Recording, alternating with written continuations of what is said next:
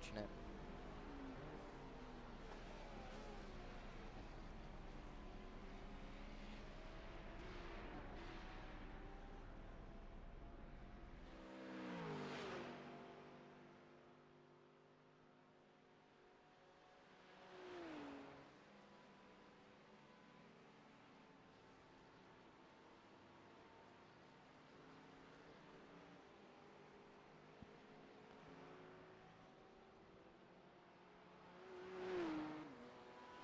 Looks like there's about 165 laps to go, so we've missed out about 35 laps in the pits.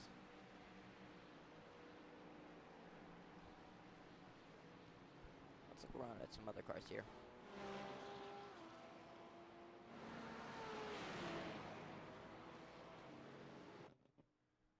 Here is our second place.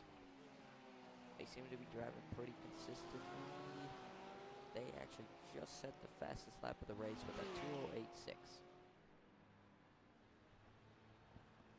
Oh, I'm sorry. That was a lap they set before. I was surprised at that. They're running 2:29s now, as it's rained a lot.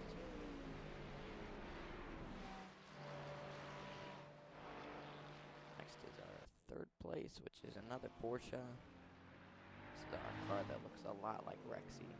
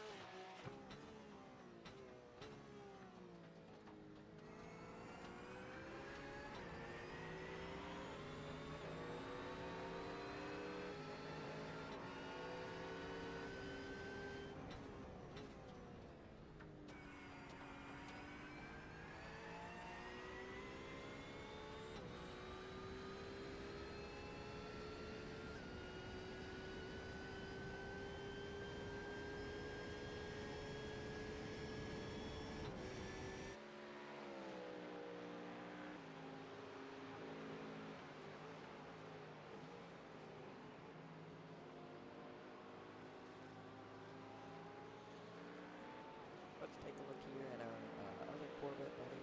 Oh, we just moved down another position here. My other Corvette buddy is in 26th position.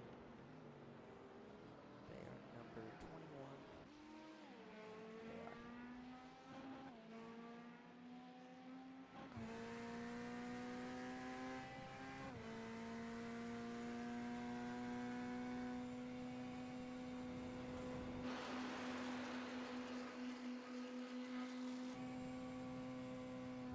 They have a very damaged car there. You can see their wheel is heavily turned to the left.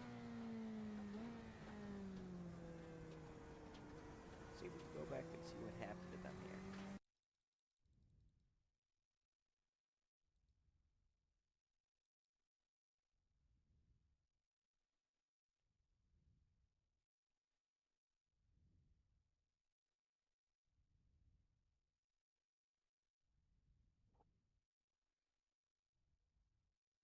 You can see it there. Same thing that happened to Nick. Let's go to another angle here.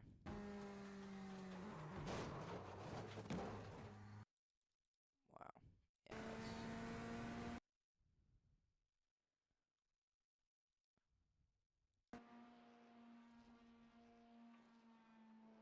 Yeah, very unfortunate to just catch the puddle like that. Yeah, the same thing happened to Nick there. I'm going to go back to the sim room here and see what's going on. I think Nick should be going back out pretty soon here. Put him on. There we go.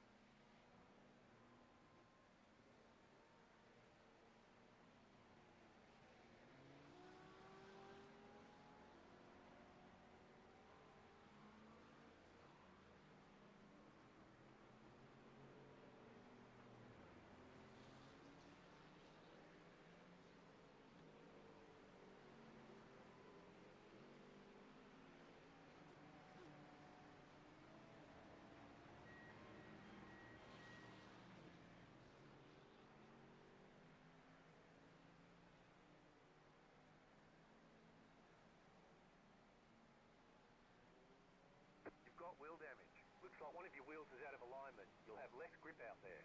Car right, still there. Clear on the right.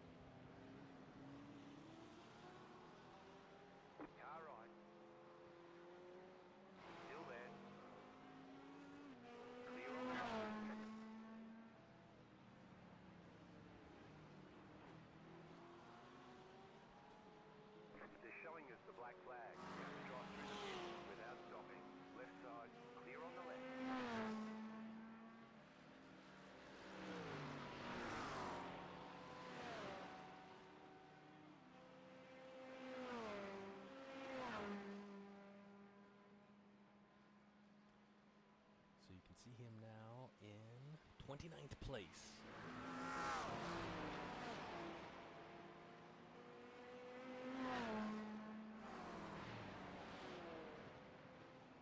Pit boxing in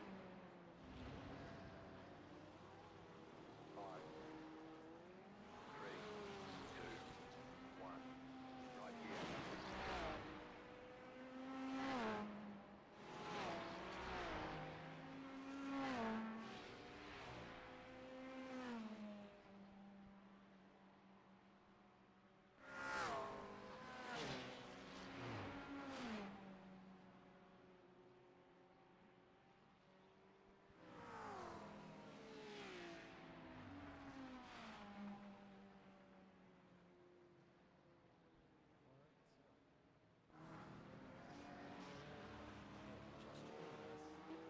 Now back in the broadcast booth, father and son team Roger and Jackson coming to you live from Detroit Catholic Central. Lincoln Olson is just back in the car. Rain is getting heavier. He is out on the rain tires now.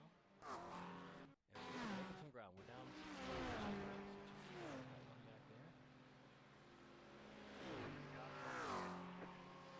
So far, we are almost halfway through. We've got 6 to go. And you can just see how much spray is there. If you're watching from the cockpit, we'll try to show you a cockpit view if we can figure that out.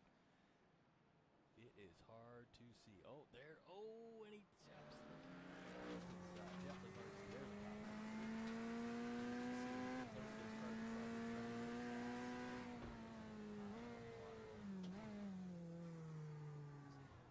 Looks like Lincoln is headed into the pits now. I'm not sure if this is air stuff. Does he have reins on? Great question. I thought he went out in reins when he got back in the car just a few laps ago. So we'll see what happens here. Looks like he's coming in. Of course, we don't get the telemetry of the car here from our broadcast booth. So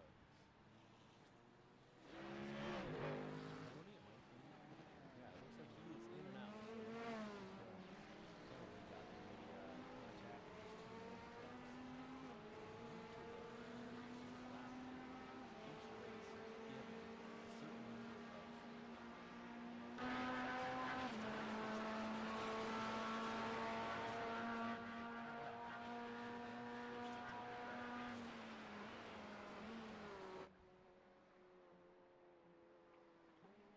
given the rain, the pace has definitely slowed down quite a bit. We saw earlier some fast laps up as fast as 2 minutes 8 seconds. Currently the cars are running much closer to 2 minutes 30 seconds or even slower than that. So a lot of ground could be made up here in the rain.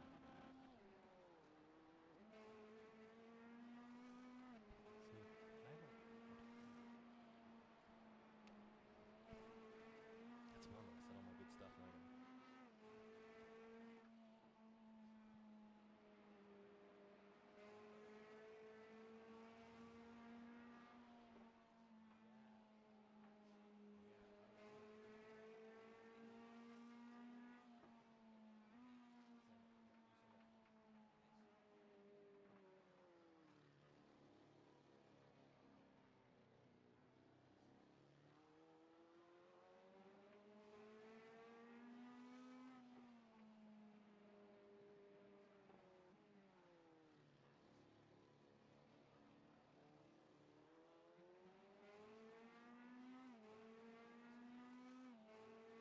So here we go. Yep, we are on YouTube Live feed 2, feed number 2 now. Okay, yeah. So if you're just tuning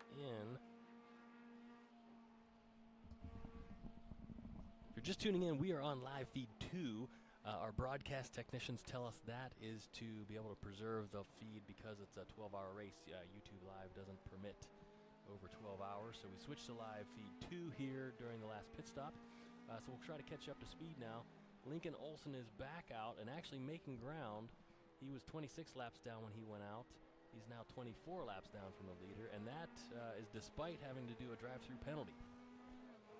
If you're new to the iRacing series, they collect, basically they call them X's, but you're allowed so many penalties either by bumps or Oh, there's another bump and a spin right there for Lincoln.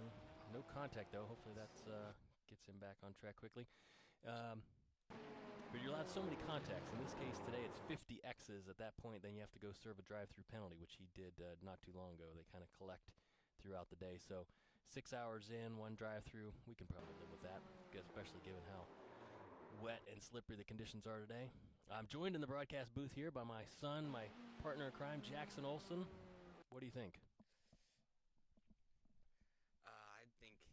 Looking back at this, I'm pretty sure we actually did get some contact. Let me pull up. Let me try and see some better perspective here.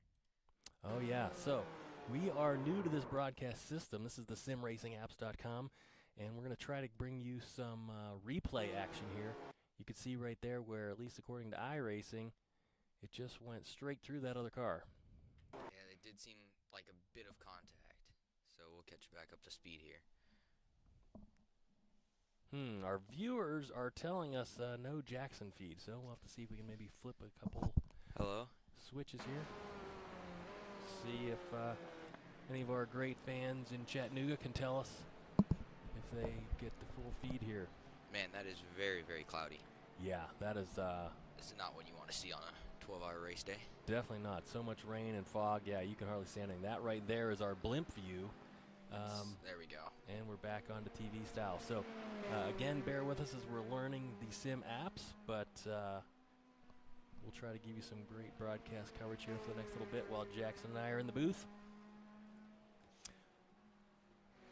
We also see 16-mile-an-hour wind. Is that wind? Yeah, that is. It's a blustery day there in Bathurst. This track is one of the famous Australian supercar tracks, so it's tight, it's windy, the walls are close. There's not much room for error, and there's Lincoln sliding it around. Oh, good save. Gathers it up before he hits the wall. Well done there, Lincoln. In this case, in fact, Lincoln, the president of the Detroit Catholic Central Sim Club, his strategy going in was really just try to keep that car on track today, knowing it was going to be heavy rain, heavy wind. They need to just kind of keep that car moving. You can see we've lost quite a bit of ground. Given the pit stops that we've had today, I think 3 major ones, right, Jackson? Yes. Yeah. I believe we have had 3. We've had to go into the wall a couple times, maybe, and then also had a car spin out in front, has caused a bunch of pit stops. Currently, we're 23 laps down. Yes, so he is making up ground. I want to say, in fact, I think if I read this leaderboard right, our number 1 position may be in the pits. Oh, there's Lincoln going around again. Oh, keep it going. Get it back going. That's pretty fast to keep it going. Yeah, so we've got a lot of action here at Bathurst. Quite a bit of rain, heavy rain, heavy winds, really keeping traction down. So. Unfortunately, that's just kind of the way iRacing works. There's a number of folks on track here and a wide variety of talent and experience, and not all of those incidents were the Catholic Central team's fault, but nonetheless, you get caught up and you get some damage and you're in the pits for 6 or 8 minutes, and that you lose 5-6 laps at a clip there. Let's go ahead and take a look at the leader real quick. So yeah. Is that our leader, the BMW? Yes, this is the leader right now. Okay. There's got to be something screwed with the leaderboard, because it shows a bunch of people out, but if we go to the guy in second, then all of a sudden he's back in the race. So yeah, you're right, and that which slows the time. So simracingapps.com, we love it because it's free, but maybe not quite the most technologically advanced. Yeah. But great to see the leaders up front here. So we've got, what, a 911, or is that a GT4? That must be the... Oh, I don't know what that is. Who? No, I'm sorry. I take that back. The number 511 there. That's a McLaren. No, there's the Porsche. Okay, so number 511 is a 911 GT3. If you just tap the wall. Who else we got? We got 14. So 511 on screen right now. That is our second place. Ooh, Rexy. Okay, that's right there. That's Turtle Power in third place, the number 14 Porsche. So those guys are running 2 minutes 30 seconds, and they were running best times almost 20 seconds faster earlier. So, in fact, they had a best time at one point, the number 1 team there of a 2:09, but their last lap was a 2:31. So you can see just how much time they are losing in the rain. It really slows down these guys quite a bit. Between the visibility, the low traction, and just the general hopeful caution to try and keep these cars on track and circling. So we're back to Lincoln here, currently showing 26 laps down. So now that I think the leaders are back out, we may be just hoping to stay on pace at this point. I don't know what our weather prediction is for the rest of the day. Have you seen that, Jackson? No. However, Yeah, I don't know if we can see that. I don't know if we have a... We'll see if we can find a radar. We'll find out if we've got rain in store for the rest of the race here or not. The Detroit Catholic Central team made up of 4 drivers today. We have Lincoln Olson out there now. We have Nick and Hayden and Eugene. Those 3 guys are doing a great job. They were fairly new to iRacing here just in the last few months with the sim racing team coming on board here at Detroit Catholic Central. And they have been practicing almost every day, kind of getting ready for a race just like this. This is they had a lot of excitement this morning. They knew it was going to be tough, especially with the weather, but I feel like they're really pulling it together here. All 4 guys real excited, just hoping to get the car to the checkered flag today. We have 6 hours and 21 minutes to go. Jackson, what do you see for us on the leaderboard here? I see you looking at a lot of widgets in our sim racing. yeah, so I'm trying to find precipitation and or weather at all. Cloudiness, you can see it in the bottom corner here, next to the time. But I'm curious if we can, I know in the car you can ask for your spotter to give you a weather report, and I'm curious if we can do that here. Yeah, you're right.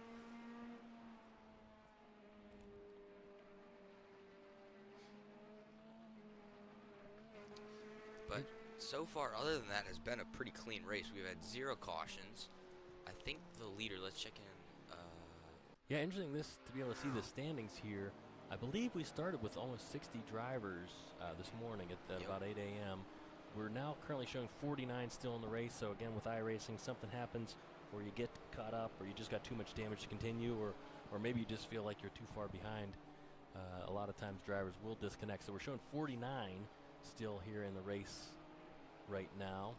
Again, our Detroit Catholic Central team showing 29th overall.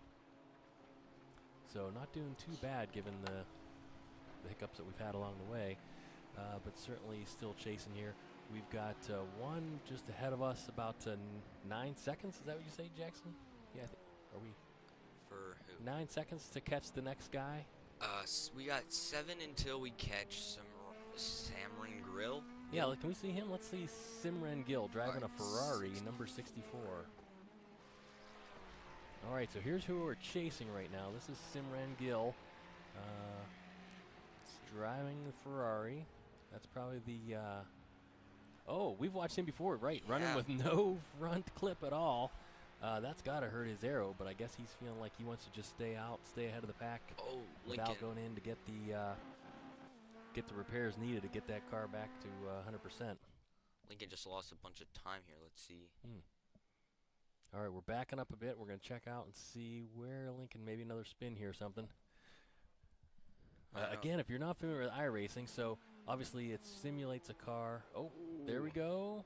Oh, that didn't look too bad. That could have been it, though. I mean, Could've you're been. still losing time on that. Yeah, a little slide there, so you lost maybe a couple seconds. But Not too bad. yeah, so in iRacing, if you do have an off-track excursion, you hit the wall, you hit another car, the simulation is designed to be as real as possible. So it will also simulate damage, and you'll see some of these cars with missing body parts, missing wing, missing front splitter. That absolutely affects the aero. Or if you do damage to a wheel, it could be out of alignment. Could have some real issues there. So when you go into the pits, it will calculate how long it takes to get the car back to 100%. Now, you don't have to do all those. You can make a choice and say, give me 75% or 80% because I just want to get back out on the track. Or you can go through and do everything necessary, and it may take a few minutes longer. So here is Flat Racing, number 64, just ahead of the Detroit Catholic Central team.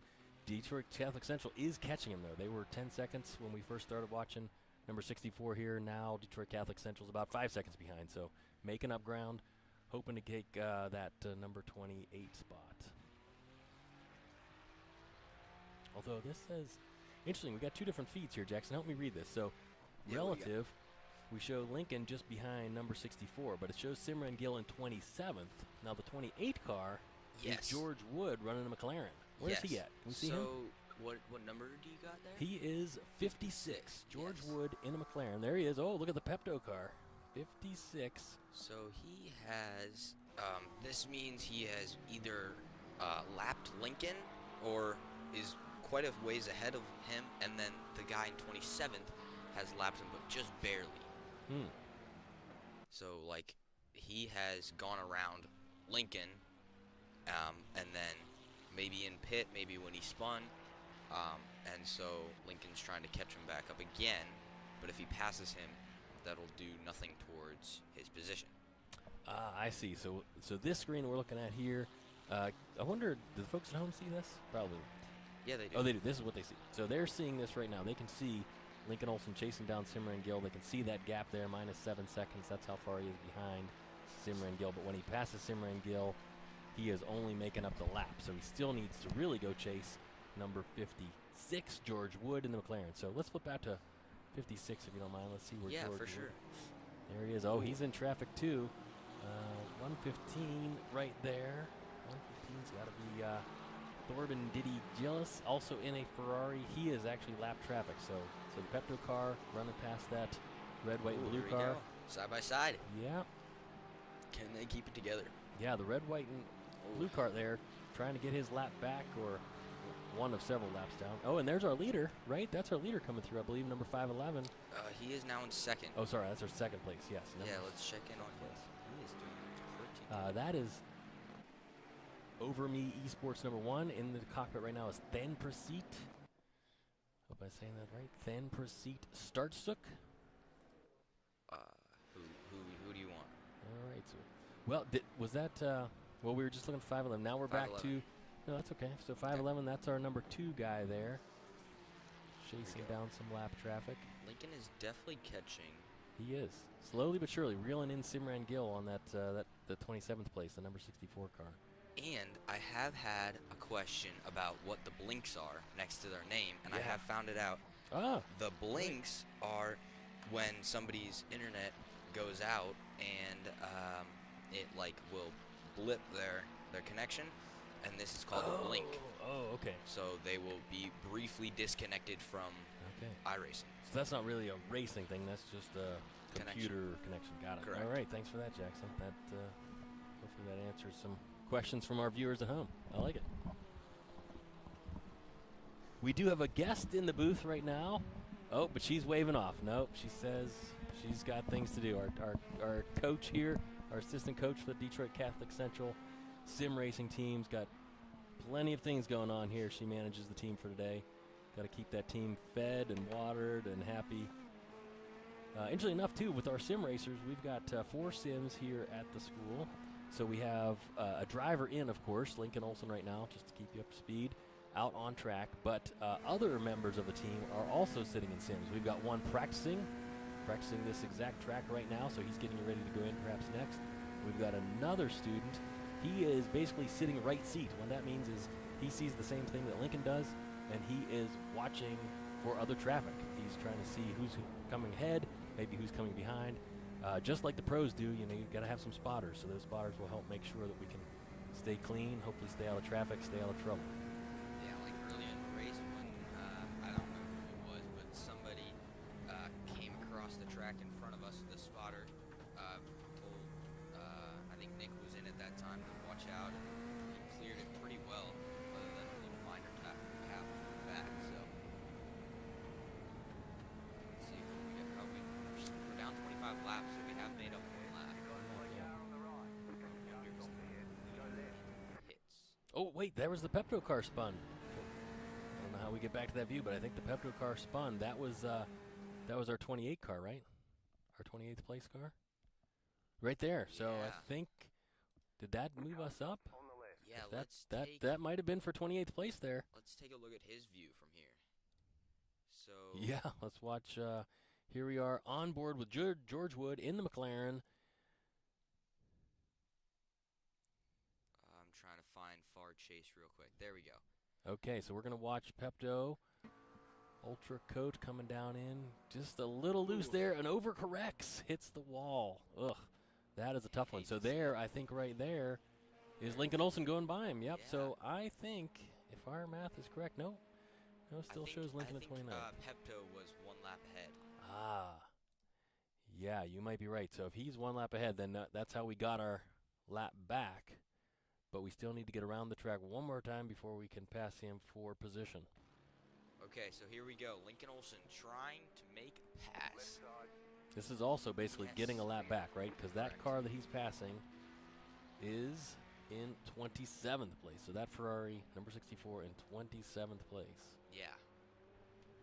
Now, the other interesting thing, too, you probably can't see this at home, but just for reference, so Simran Gill, the number 64 Ferrari that we just looked at, is in 27th place. They qualified 24th. So before the race starts, all the teams have to pick a driver to go out and run a couple fast laps, and that kind of sets them up for the start. The Detroit Catholic Central team qualified 45th, and yet right now they are running in 28th position. So they've moved up quite a bit, whereas you look at a lot of these other teams, and they kind of are running about where they qualify, which makes sense, right? That's the lap times that they run. As long as they can be consistent, they don't really move up or down. So, and we were up as high as second, so we definitely can be at the top.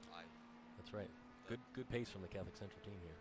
And we have moved up to 8, so the 56, that Pepto-Bismol car, he has, when he spun, it doesn't automatically change the position that you were in until you cross the finish line. So we had to wait, and then now Lincoln Olson is back up.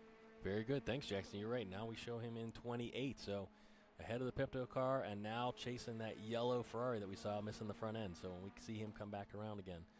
Who do we have in front of us here? Coming up on, how do we know what number that is, Jackson? Can't quite tell. We can also just... Oh, we should know here, right? That's car 15. Oh, that's an Audi. Interesting. So that is Alexander Koss in the Audi, car number 30. That car is actually in 15th place right now. So Lincoln may very well pass our 15th place guy. So that means he's running faster laps, but he is still about 10 laps behind or so. Yeah, so also we are about, so we're 26 laps down, and the car that we are currently chasing was that number 64, I believe. Yeah, he has the damaged front end. Yep. He is 23 left, so we need to pass him 3 times for us to be able to take over that number 27th spot. You're right. So that's probably not likely to happen here, at least not on just sheer pace, right? But it's a long race. We're just coming up on our halfway mark, 6 hours, 9 minutes to go. Lots of things can happen, especially in the rain, right? We're going to have more pit stops for fuel. We may have pit stops to change tires. We may have some damage at any of these top teams. So with 6 hours to go, anything can happen. Lots of racing, and we're still keeping positive vibes here going, hoping that our Detroit Catholic Central team can get back up into the top 10.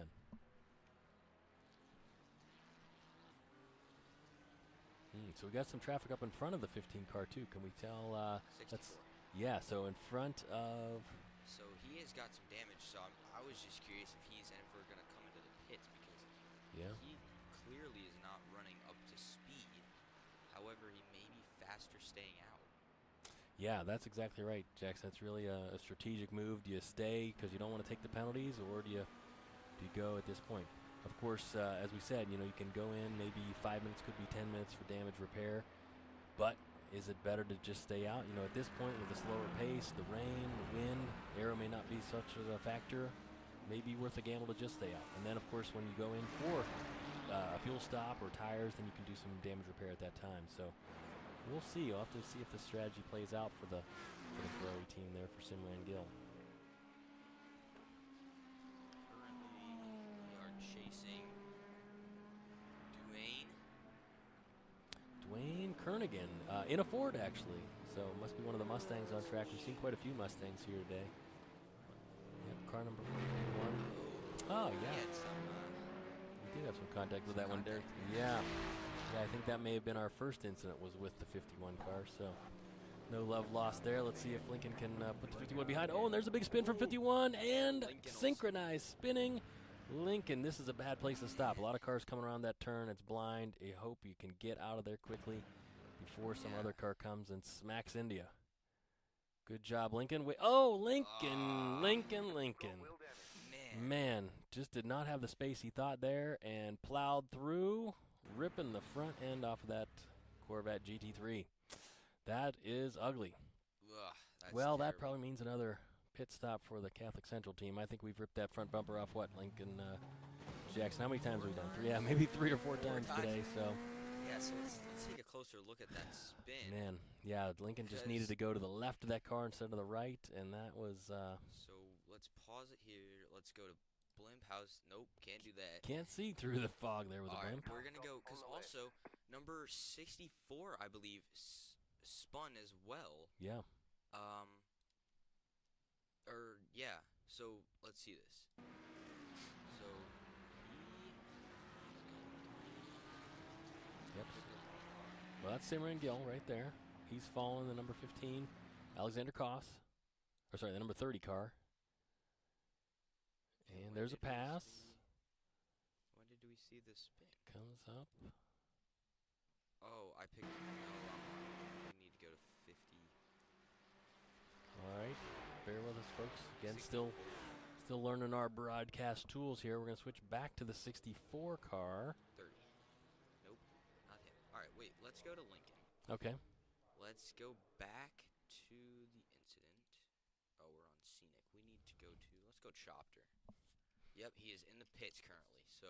Yep. So, all right. So we got some time to take you back here and see what really happened. So we're backing up. So here is Lincoln. Put it in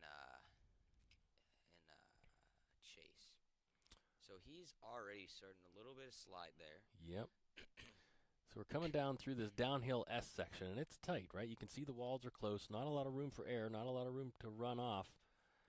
And especially when one car gets sideways, they just kind of get packed up. If you were watching this morning, that was what happened when Hayden was out in the car. He got bumped, he got spun, and then 2 or 3 cars came and hit him from behind because they just couldn't see the stop there. Oh, we've got another Detroit Catholic Central team member, Nick, joining us here in the broadcast booth. Maybe he wants to jump in. On this? Nick is a senior here at Detroit Catholic Central. He is going to be sorely missed. He's got some help not just for the team, but for the Sim Racing Club. And perhaps maybe more importantly, he has given us some pointers here on improving our broadcast. So thanks to Nick. He's trying to get us some better volume here. Meanwhile, up on the screen, we've got the synchronized spin pause, just waiting to get back to here to walk you through this incident. But that's where that Ford Mustang up front loses control, starts spinning. Lincoln sees it, and he's trying to do everything he can to avoid it.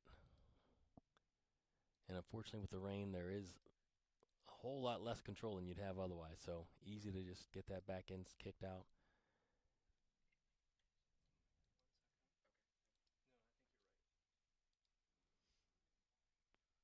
So you can see there as we paused, up in the upper right screen, you can see the black flag repair kind of forcing the car, saying, look, you got enough damage, you got to go into pits, get that repaired.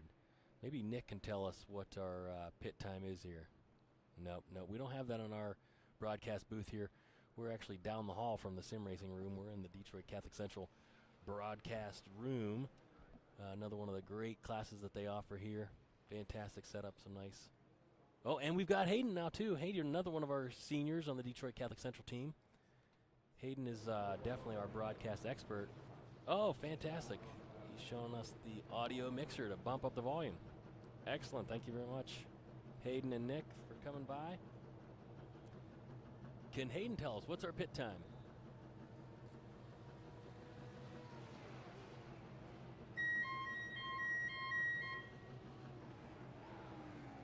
Hayden, can you tell us what our pit time is?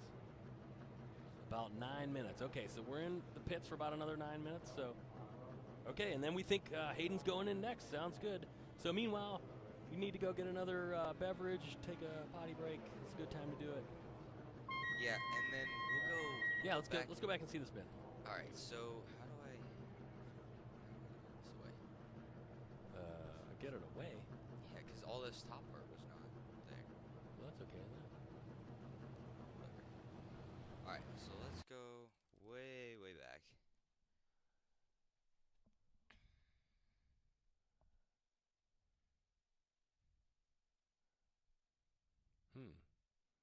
So we're going back. So we're gonna watch the car back up out of the pits. Is that what we're looking for? Yep, Oh yeah, here there we we go. go. Oh, that looked like the Mustang following us in too, wasn't it? Yeah. Yeah, So okay. here we go. Take us through. So here we go. So he's coming down. He's coming in a really tight corner. You can see him. You can see the Mustang right there. You can see him starting to slide a bit.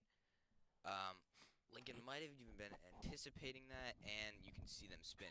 Now you can also see another Mustang up here that has gone off track as well.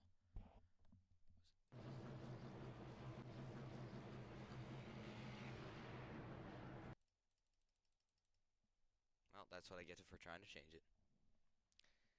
Okay. So let's try and get back there. Previous crash. So yeah, here we go. So is this who we care about? Let's pause and go rear chase. No, because we want. Yeah. You want to try? Well, I was gonna try to figure out. It's really quiet. I think you just turn this up.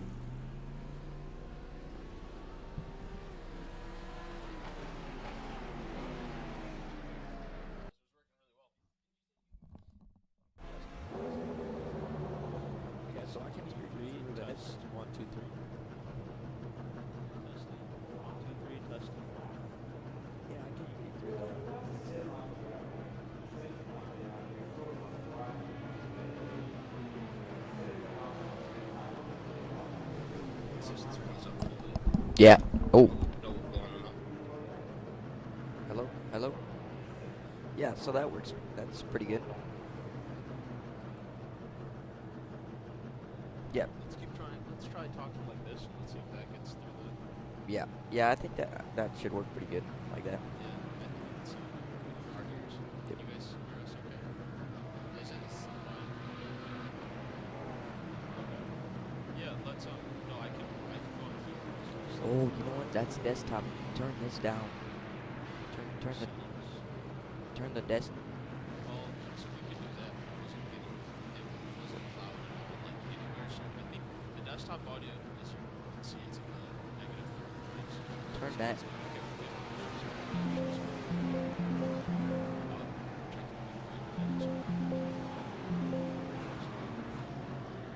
What if we just turn that one down?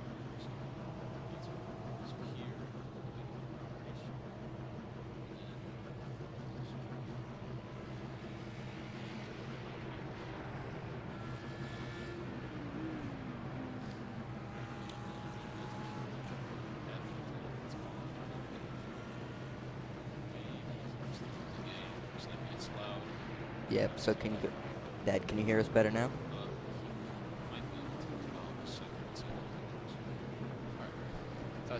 Hello, hello, hello. The leader is running 23.029.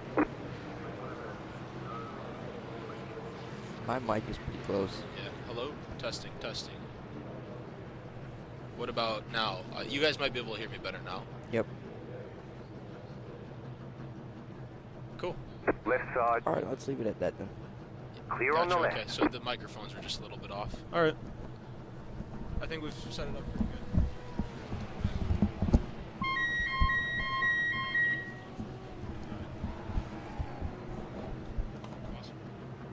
Awesome. Alright, so who's going to join me here in the booth?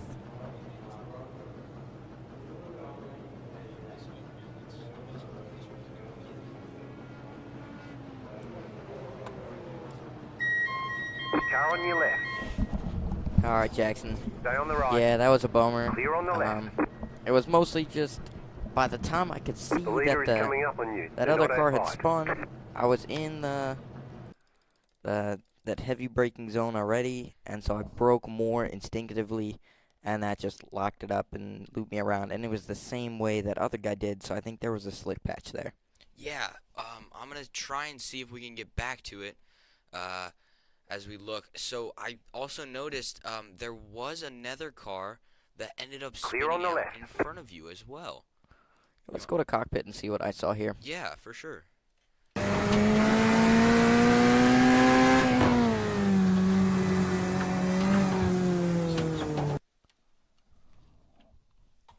So here you can see the Mustang start to slide a bit.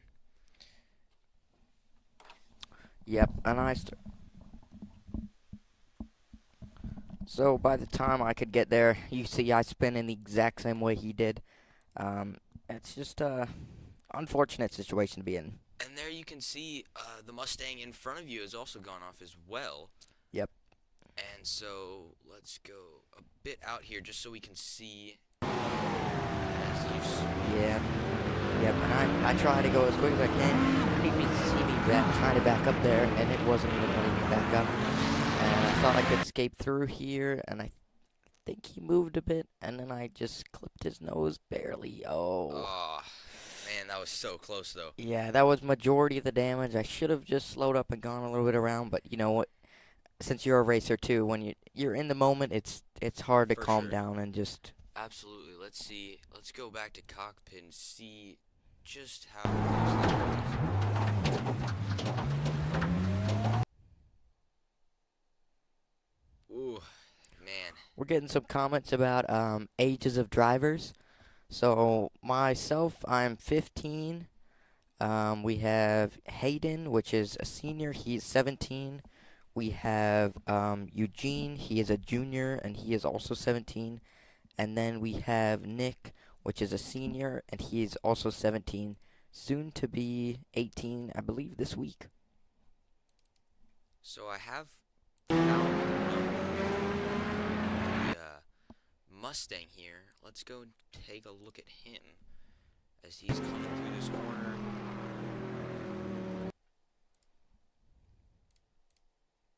He starts braking. You can see the slide and then just goes from there.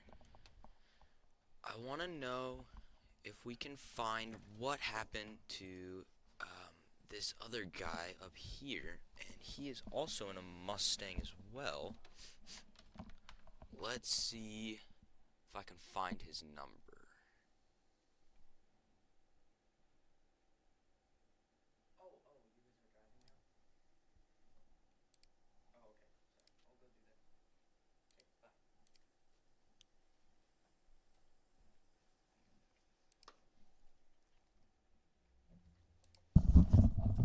So we just found out that they're back driving again, so let's fast forward and Yeah, absolutely. get live with Hayden. So it looks like we Absolutely. dropped back, is that 2 or 3 positions from where we were, and we are in 30th out of 49 drivers. So right about mid-pack, which is where we had hoped to be coming into this race. We saw a glimpse at second at the beginning of the race, so it kind of got our hopes up, and unfortunately we could not keep even close to there. Yeah, so you guys are in 30th position right now, which is not terrible. It looks like 33, 36, and down to 49 is all out of the race at the moment. Yeah, that's unfortunate. So we've kind of been asking everybody that's coming into the booth about their racing background. Ooh. So can you tell us a bit about your background, Jackson? Did you guys get to live? We're going there, yeah. Why? You're going live? Well, I saw a spin. I saw you got a little bit loose, so I went backward.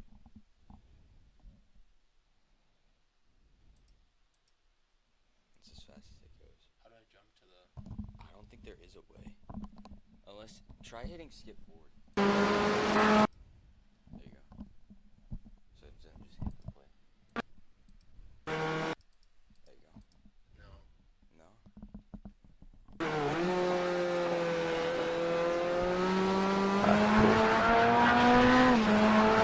Perfect.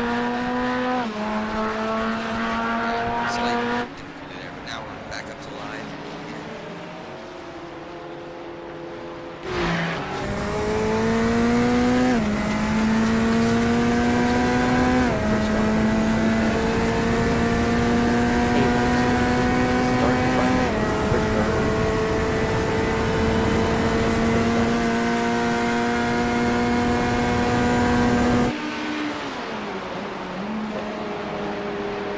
Looks like the track has dried up a lot since I was out there. It was brutal, and it was starting to rain, and then it stopped raining, rain, puddles just kept forming, deforming. It was very inconsistent, which is very hard.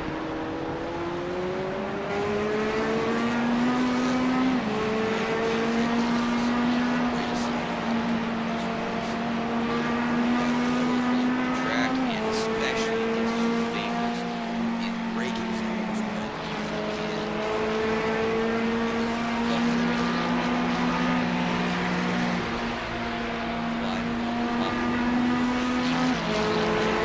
I did.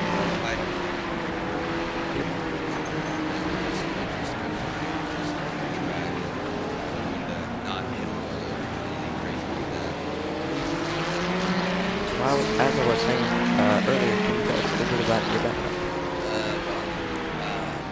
Me and you, because we're brothers, so we lost a race, and I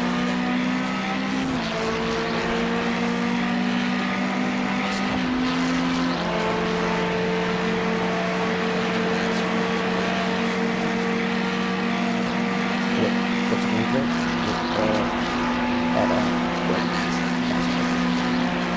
How old were you when you started? Like this race in general? Car right. Oh, I started doing Car behind. Clear.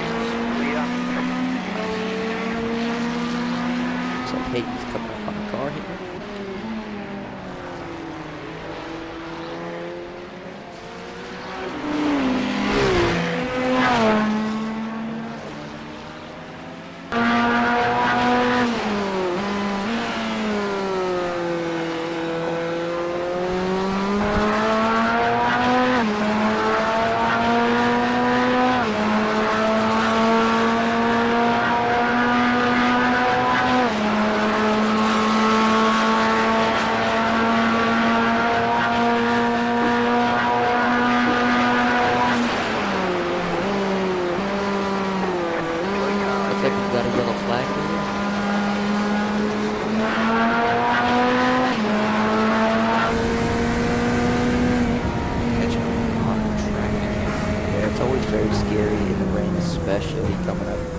course. get that yellow flag, and at a corner where there's so many, at a track where there's so many blind corners, it's just not a good feel. See, we got 8 behind the 25%. Position. Maybe just turn off.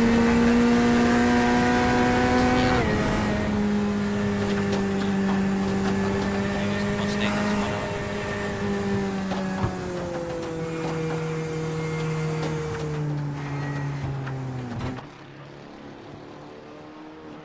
Hayden looks pretty smooth through here. Not much else to say about that.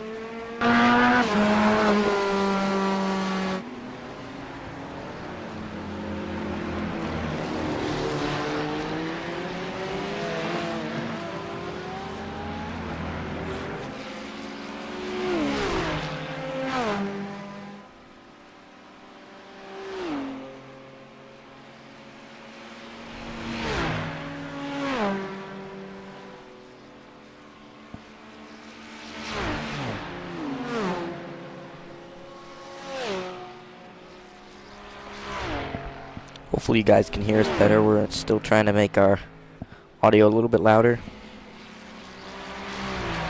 Hopefully this is pretty good.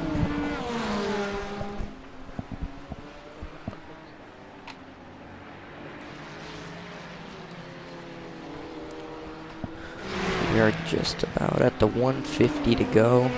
We still have the same leader in that 535 car. We're now over halfway.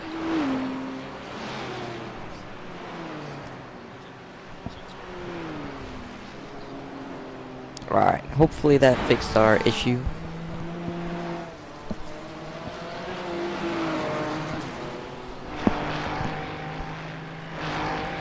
This car has been super consistent all day today. I think I saw their trunk damage, and that was all I saw all day. They have over a 2-minute lead, and then behind that is a multiple lap. Yeah, so we really only have 2 cars still on the lead lap. One car other than the leader on the lead lap, which is kind of crazy. Yeah. Let's go back to Hayden here and see how he's doing.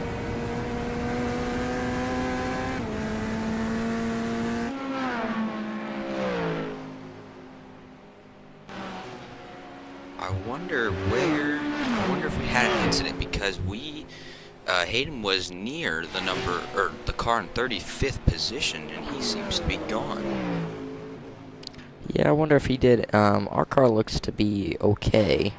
Mm-hmm.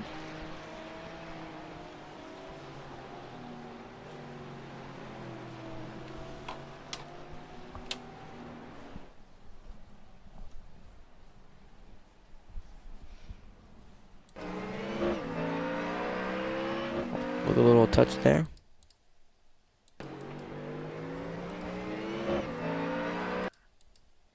Hopefully not too much damage. The leader's fitting Yeah, now. let's see on the what we had here. 18.8. Yep, just a little scuff.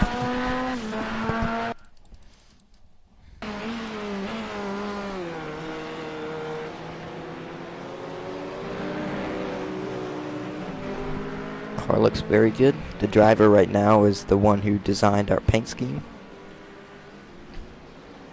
Looks like they're giving us the blue flags.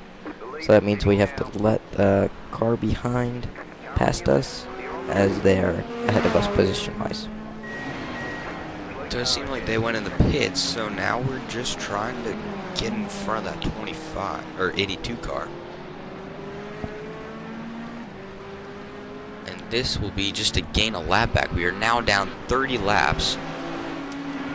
Hopefully we can catch up some of those. Looks like our other Corvette buddy is moving up some positions. Let's check on him really quick. Number 21. Let's go on board with him. I know before they had some issues with steering. Their wheel was very far turned to the left. Looks to be good now though. So right now, as it stands, the top 3 are all Porsches, and then we have Lamborghini, Ferrari, Porsche, Ferrari, Ferrari, Ferrari. round out your top 10. Not making a great statement for Chevy. We also have BMW. We got some Ford in here. Yeah, it's unfortunate showing for Chevy and Mercedes. Only one Mercedes and only 2 Corvettes. Let's see if Hayden can get around this guy here.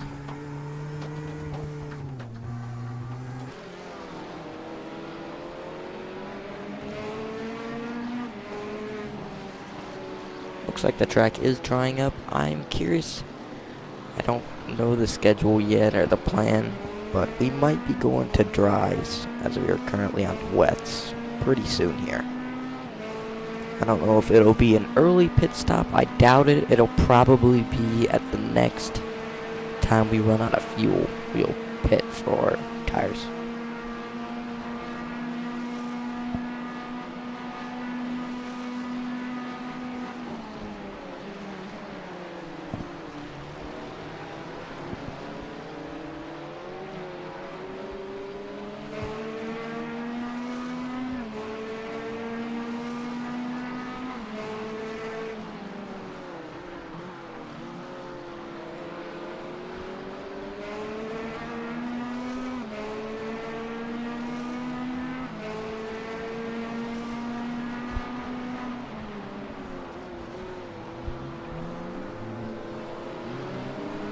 Looks like the number 2 guy is currently in pit. Let's check on that real quick. Yes, he is. Ooh. He's got some rear damage there.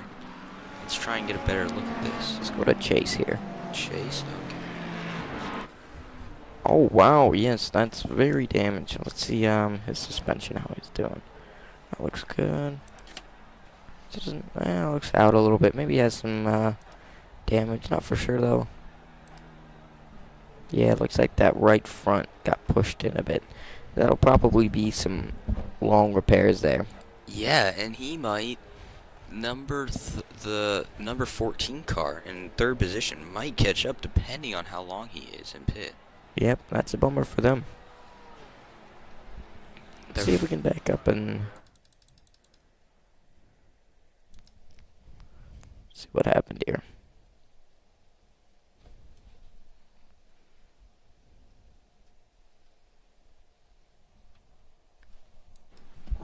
Oh, I saw something there. Let's see, let's go on board with them and see what happened.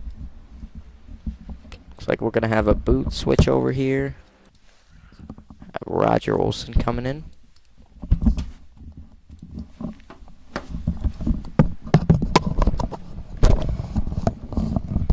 Lincoln, how was your stint in the car? Not the best one. That's alright though.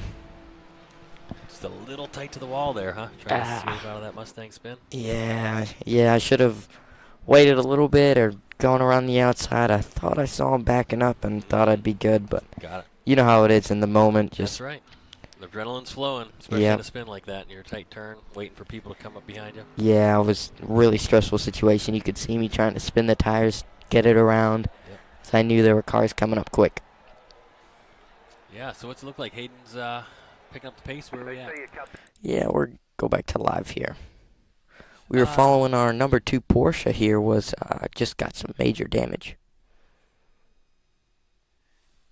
Nick was just telling me there should be a live button here.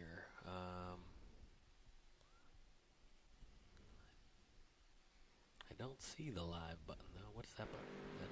There you go. That would be the live, maybe. I don't know. Yep, we should be live now. We'll just go. We're on board with Hayden. Here we go. This is on board with him. All right, so we're checking. Oh, so we're back.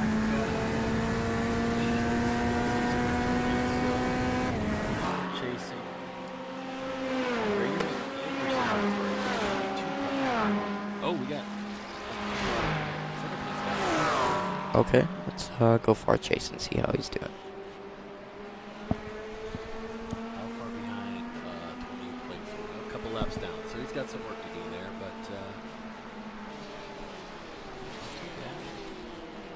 Definitely doable. I mean, you saw at the start of the race when we went 45th to 2nd. It was a lot of... Oh, he keeps it out. That's very good. yeah, that was good, letting those leaders guys go by there. Yeah, that was very good. Yeah, I think Hayden's a very aware racer. He's looking for what's going on ahead of him, what's going on behind him, so he can stay out of trouble and go through strikes. Yep, he usually makes pretty good calls. Okay, so we got the 16 coming up behind us. Yep, very mature moves, I would say. Yeah, I think so too. Hayden's very... Nope, just a little skim on the wall there. Let's go back. Hayden's definitely a great asset to the Oh, just a skim there. Catholic Central team for sure. For sure. Yeah, he does a very good job. Left side. Stay on the right. Clear.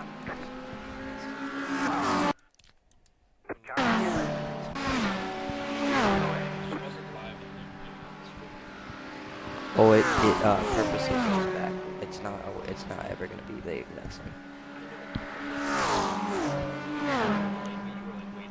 So you think better work here than there? I think so. I didn't know how you guys were doing. We've got Nick here helping us out. First time streaming, so we're learning everything. Yeah, we're glad to have our coach, Steven, behind us as well, giving us some pointers on.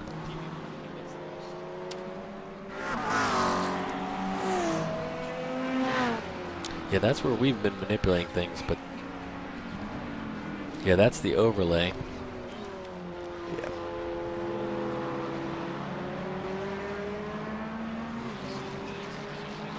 No. Just go back and look at that. And like stuck it. Yeah, I tried to go back to that, but I think All right, if you're watching on our YouTube feed, we're backing up here looking for Hayden doing a full 360 but keeping it together. So Nick's helping guide us backward here. Oh. There's a little off-track excursion, but not too bad. Again, the grass is a whole lot softer than the wall, so no problem there.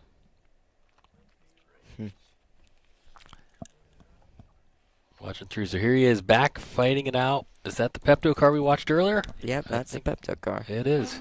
He's been around a few times. No kidding. So we keep kind of...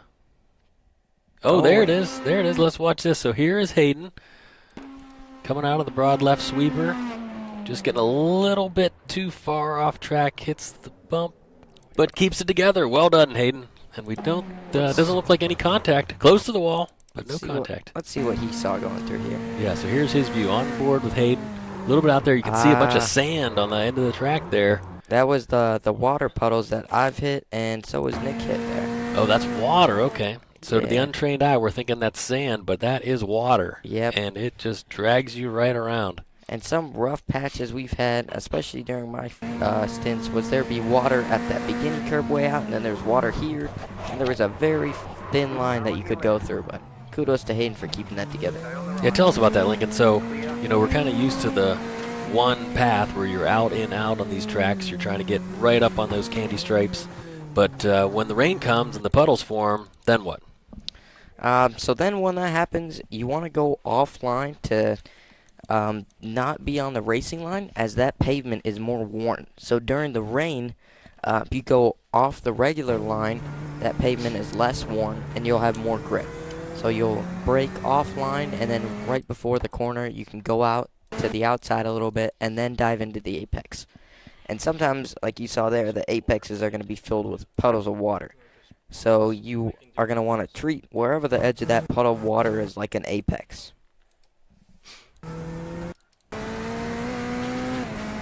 So does that mean you're going to get like just up to the puddle? Just maybe tap it? Yep. But stay out. I try not to tap it. And another thing we do during the rain that I don't know if these guys are doing it so much, but the rain tires get hot very easily. To save them, I'll go offline on the straightaway to cool the tires down in the water. That's good to know. Yep. So these rain tires, lots of grooves, but sticky, right? Real soft. Yep. So they wear fast if they're not in rain, in the water. For sure. And they get hot quick. All right, so let's get back to the action here. We're back on board with Hayden. He is coming up on our 17th place car, number 87, a BMW. He's got about 4 or 5 seconds to get there. We'll keep posted to see if he is catching, in fact, that number 87 BMW. It seems like he's finding the groove. That's something we talked about a lot. Is you're just getting comfortable with the car. Oh, Whoa, what happened there? Just a oh. little wide there. Oh, the guy found that bump out in the wall there. Oh, so here he is. He's Yeah. sliding almost opposite lock there, trying to keep it hanging together, and he's just heading for the wall just a bit. And he finds that corner there. That tire barrier is tough. Yeah, that's a bummer. That's something we struggle with a lot. Hopefully, we don't have to go and pit again. Yeah, looks. I don't know. I see the black flag repair sign, so I Yeah. think Hayden's headed to the pits there. So Usually, when you're going like that with the stop that heavy, it's not good. yeah. Yeah, we'll see. See how long these repairs are. Yeah, you can see that car wobbling everywhere. Let's see. That'll be his right front system. Yep, that wheel's wobbling everywhere. Oh yeah. Yep. See, So it's got some camber. so he is not gonna.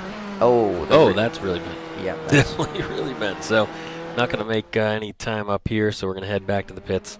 yeah. So with that, I think I'll be signing off for the day, Lincoln. Jackson, any last words? Thanks again for all our viewers at home for having us today. We really glad you could join us for this race. We'll keep tabs on Lincoln remotely. 5.5 hours to go, and hopefully your Detroit Catholic Central team can cross the checkers, bring it home today. Good luck to you, Lincoln. Yep, thanks. Take care. Yep, I think I'm going to take a break too. 5, 3, 2, 1. Right here.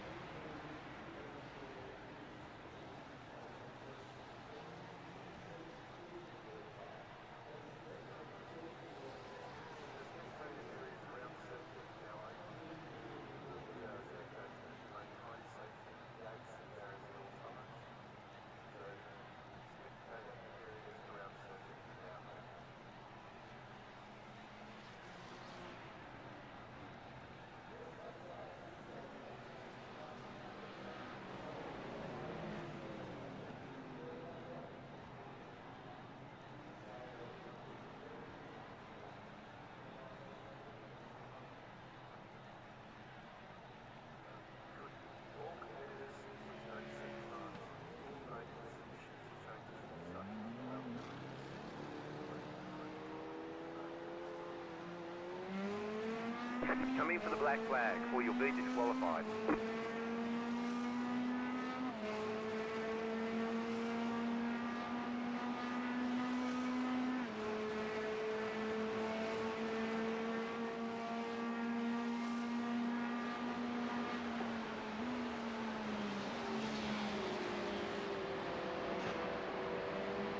Car right.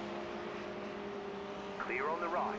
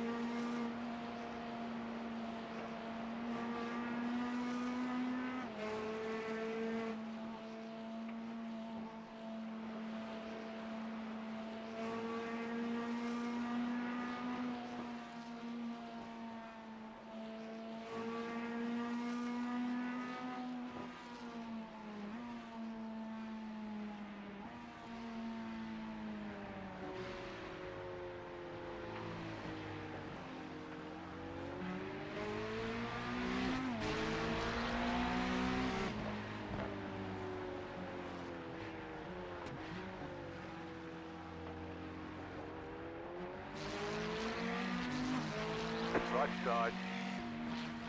Clear on the right.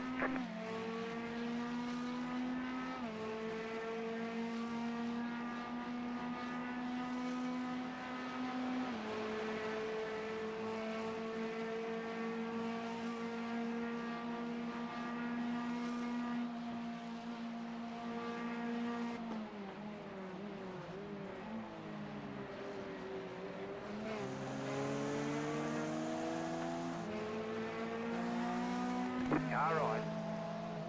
Clear.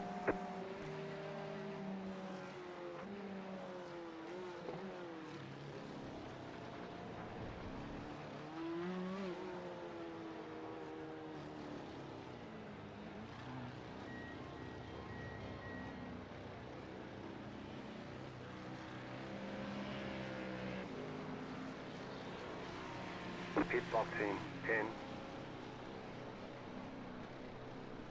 5, 3, 2, 1. Right here.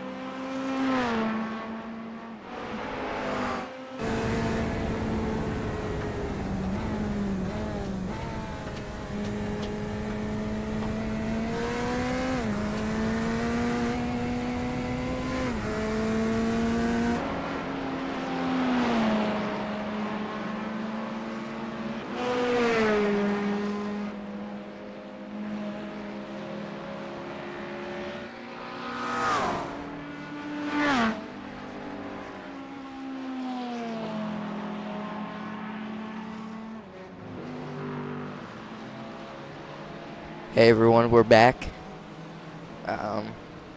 Just got out the pits about a lap or two ago. We gotta serve our black flag as we hit 70 incidents.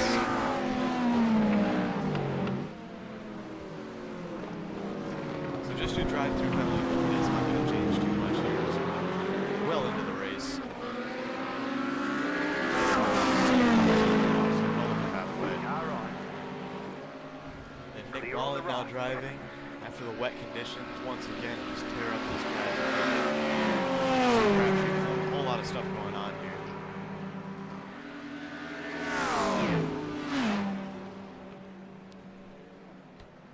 and these cars go flying through that section.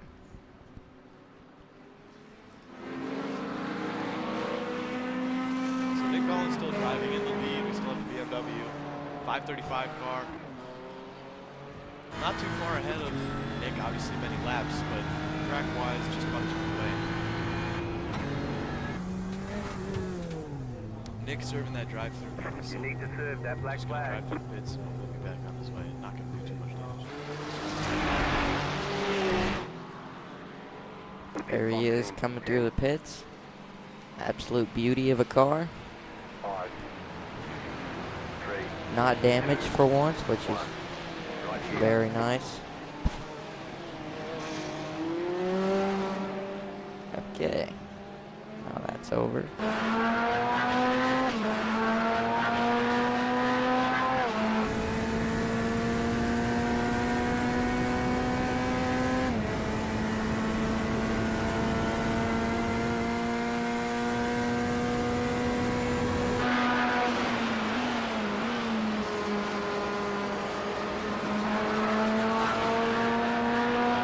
Hayden's well-designed livery with all of our names on there. Looks very nice.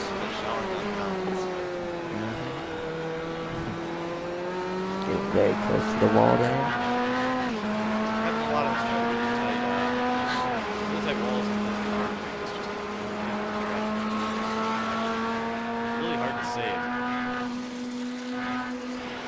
You get slide, it's really difficult. Also, not too many passing zones, not too many great places to pass. You've got a couple straights, but not too many places that you can really try and get around cars. Hill flag or some sort of incident. Let's see what he's seeing here. It's one of my favorite camera angles to go to, just so you can see exactly what the driver is seeing. Yeah, it really just shows you how blind that corner is. For sure. It's one of the trickiest corners of the track. I would say the trickiest. Yeah. Clear on the right. The leader is What are we going on? We had a really good run.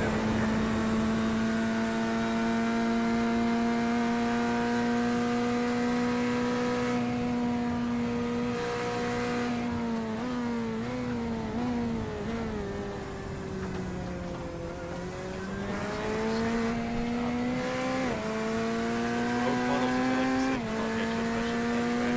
Right between the wet and dry state. For sure. It's really easy to just hit something that you're not expecting and really set the car flying. It'll really get you loose. Triple parts in the track. That's when it's rough. Let's go on over to our friends in first place. They now have over a lap lead, which is very impressive for a 12-hour race. It does not usually happen. Usually the top 5 cars are all in the lead lap. So kudos to them. They have had a very strong team, strong drivers, good strategy. It just really came together for them so far. Yeah, they've done a great job of staying consistent, which in an endurance race is one of the most important things. And staying consistent and staying clean are probably just about even. And we saw the damage on the trunk earlier. The trunk was completely off, and now we see just a little bit of bump damage on the back there. But they're also passing people behind them, right? So For sure. they've kept themselves really fast and really consistent all day. Yeah, you can tell they put a lot of effort into this. Let's go on down to our other Corvette buddy. See what place are they in Currently now? sitting 23rd, alright. Yeah, we were ahead of them for a long time, and now they're 7 places ahead of us, excuse me. You never know what's going to happen in endurance racing.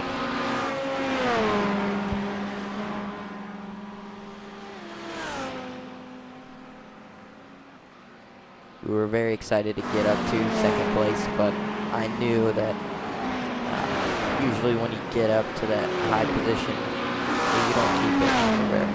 You're not going to keep it for the whole. If we had 10 hours left at that point, we're not going to keep it that long. race. I wouldn't be surprised if that first second battle. I think it's really important to know that anything can change. I mean, there's 5 that battle for P1 could, be greatly influenced by just the lap cars that are going to have to get around. For sure. Now we got Eugene over here. Maybe he's gonna do an interview. Nope, he's pulling away.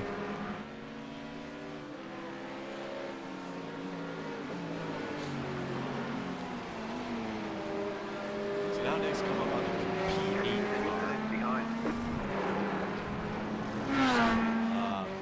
There's a Porsche, it's the number 6. I'll tell you what, they haven't been the fastest, but they stayed alive for the most part. Been consistent, kept themselves out of walls, kept themselves out of accidents. Yeah, that's kudos to them. Yeah, 8th position is pretty impressive here.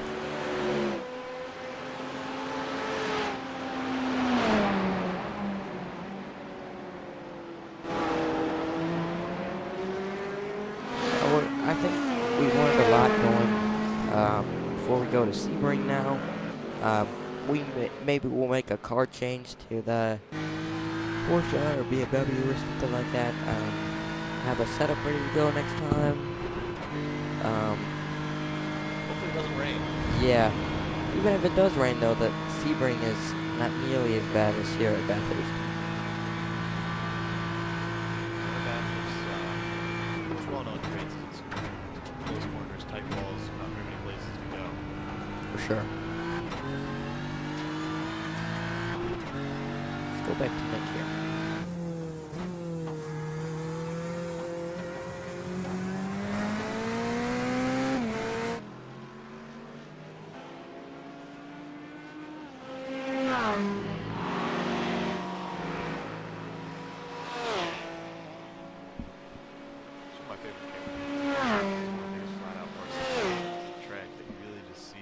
Yeah, winging it at 160 through that right-hander curve we're looking at right there. Crazy, crazy fast. Yeah, and you can really see how fast we're going on this camera angle here.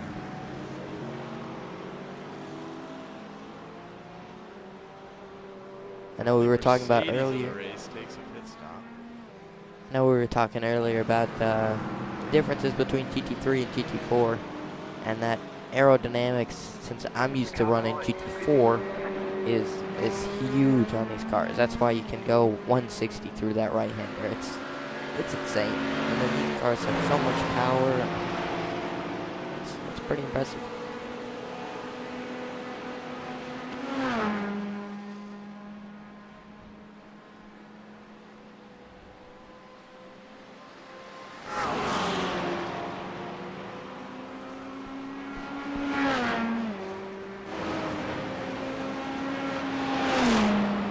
Had a friend that ran one of these Corvettes at Daytona in real life this year.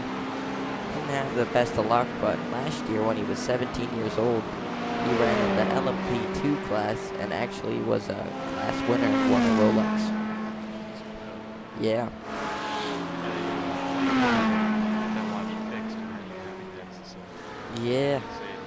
Yeah, he had he went to 3 different shops, and none of them would believe him that it was real, so they didn't work on it because they were surprised how a 17-year-old could have a Daytona.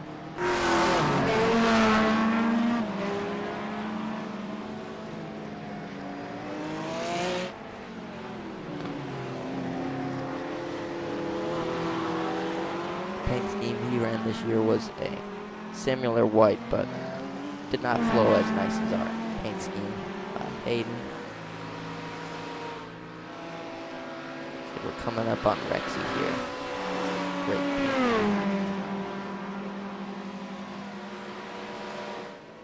I think it's a little bit overused at this point, but it still looks good.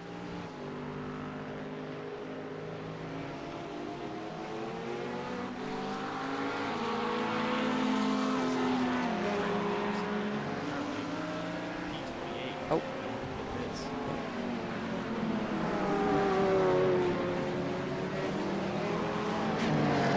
For sure. Right side.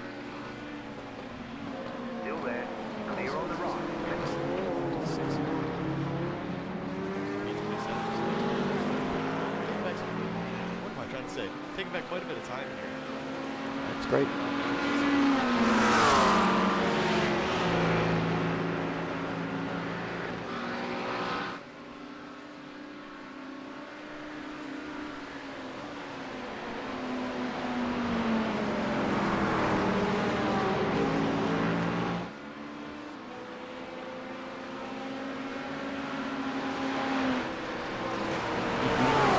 He's ready to do an interview now.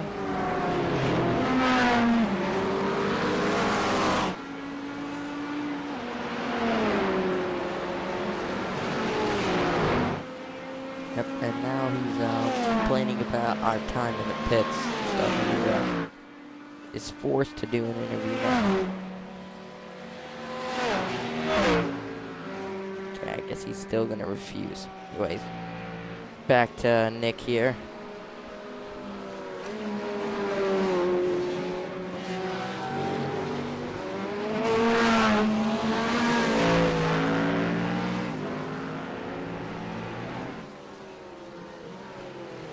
Maybe not. He's fixing the things real quick.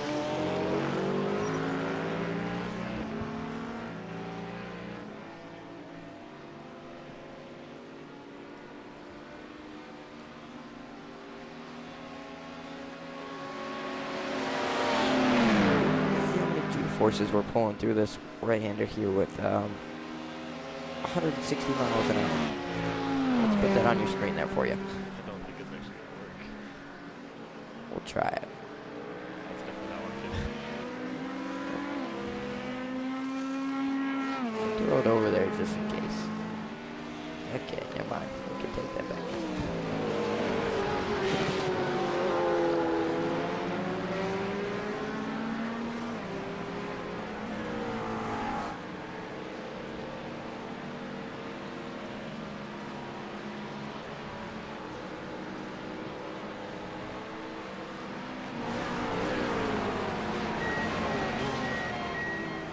Throw up pedal cam, pedals here. Oh, okay. It's a bummer. It's pretty cool to see the footwork that goes into these. I don't think people always realize what it takes.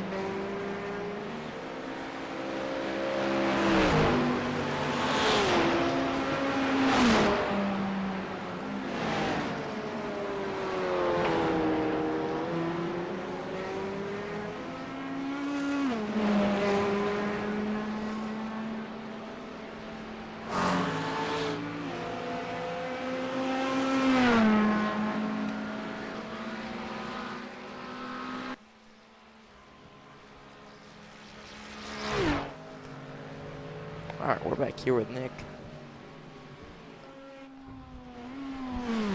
Let's go on board with him. Hang on, big crash behind. Oh,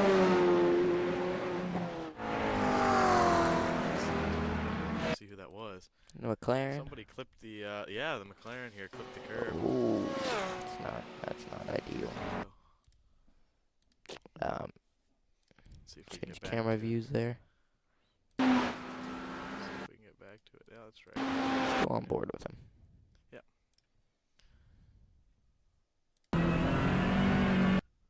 Let's see, a little bit further ahead. This curb here, I'll tell you what, is deadly.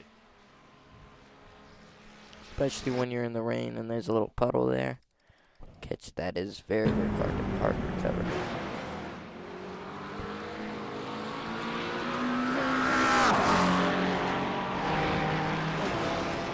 It's one of the curbs that's really, really high. Coming around the corner, if you clip it, it can be, Looks like we're having some difficulties there. I wonder if he glitched out when he went through there. Right side, keep to the left. Clear. Yeah, it was. Well, that's interesting. Just, oh yeah. Looks like he might have had some previous damage. Yeah, I'm curious if that was just maybe Car him right. laying off or something. Clear. Let's go back to Nick. Right side. Oops. Clear.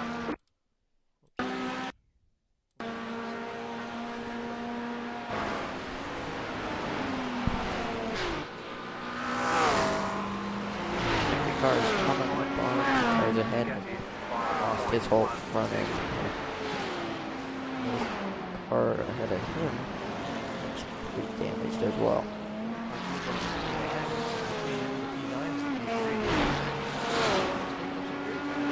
Yeah, it's very good.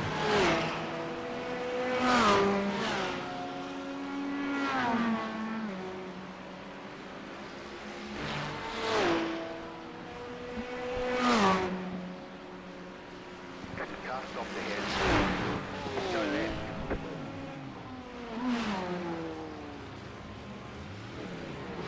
Big spin there as there's a car stopped on the right. That hurts a lot. Let's go back. Let's go back. Can you go to a far chase here? Cut squad. You've got to slow down and give up that time. Oh. Oh, and if he would have kept it straight, it just would have been an off track, and he could have just cut right through. What an unfortunate spot for a car to be stopped.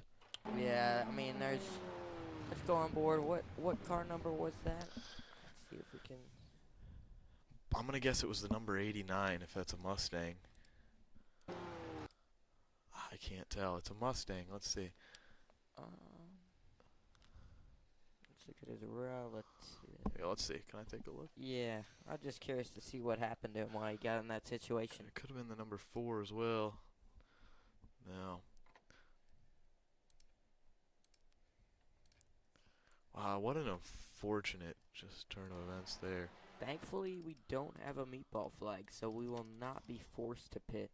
But if the damage is bad enough, I'm sure he'll just come into the pits.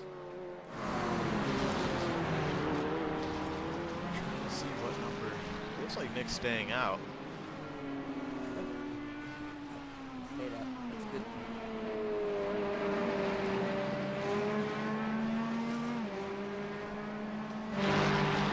This is really a street circuit. I realized these were really streets. That's pretty cool.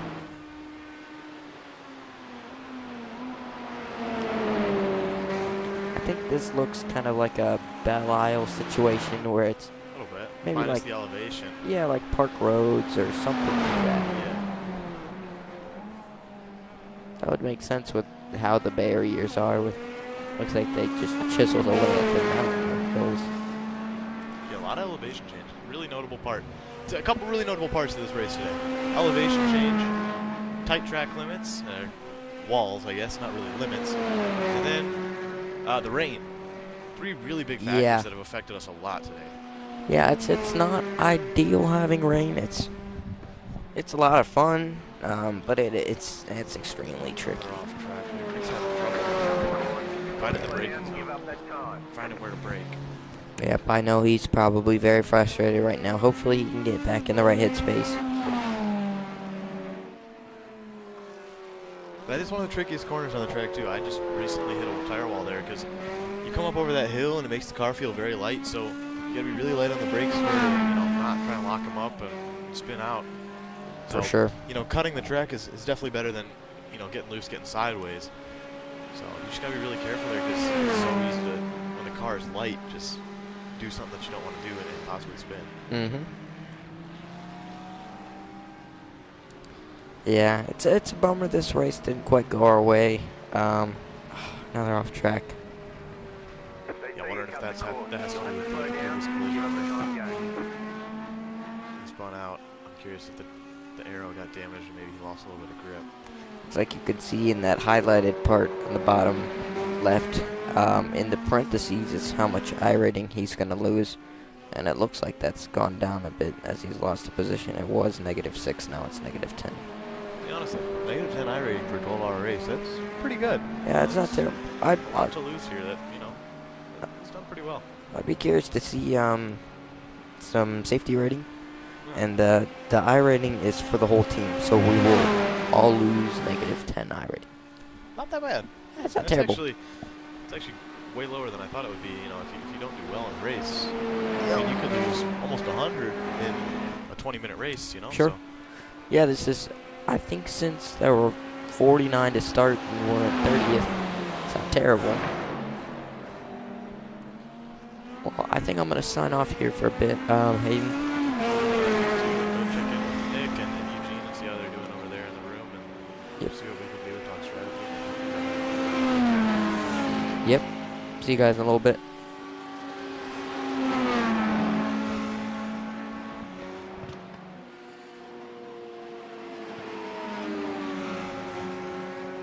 Right side, clear.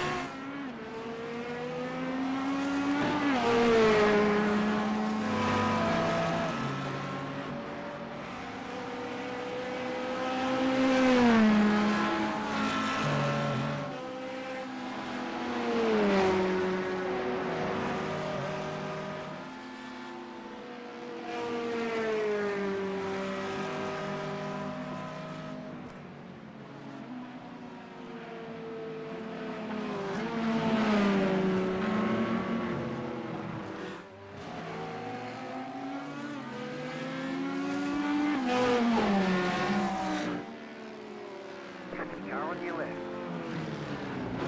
Still there. Clear on the left.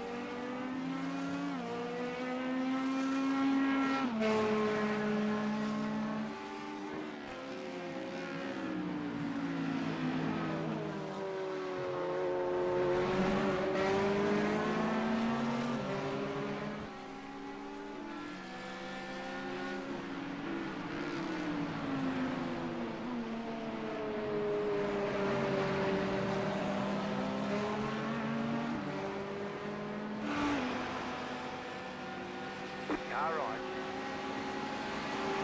Still there. Clear on the right.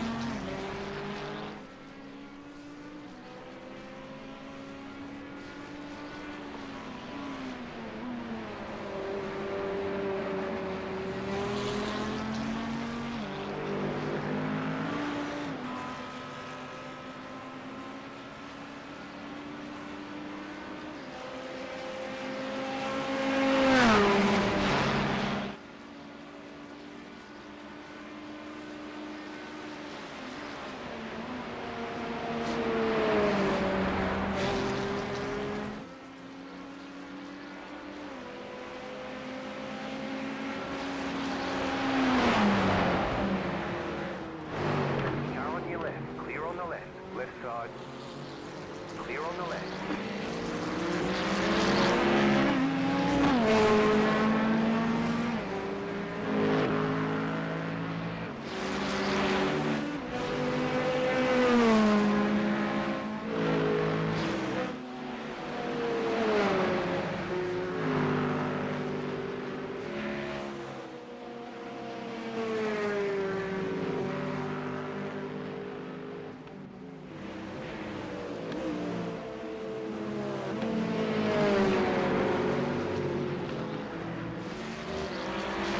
Left side.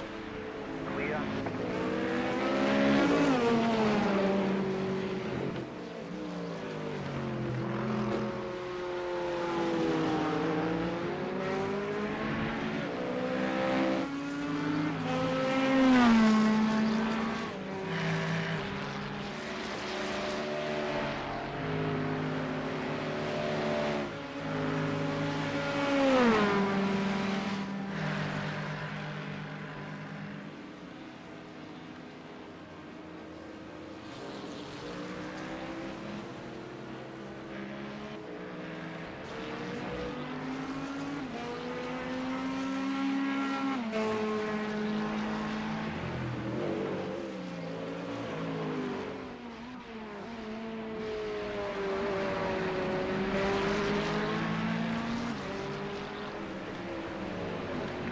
Car right.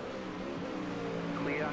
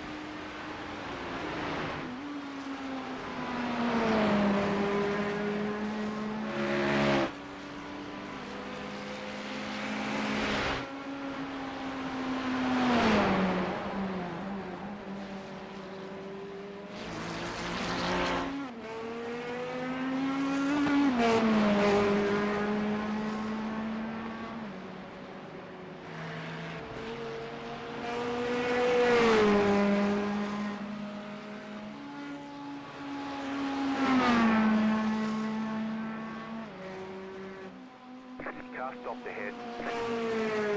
Go right.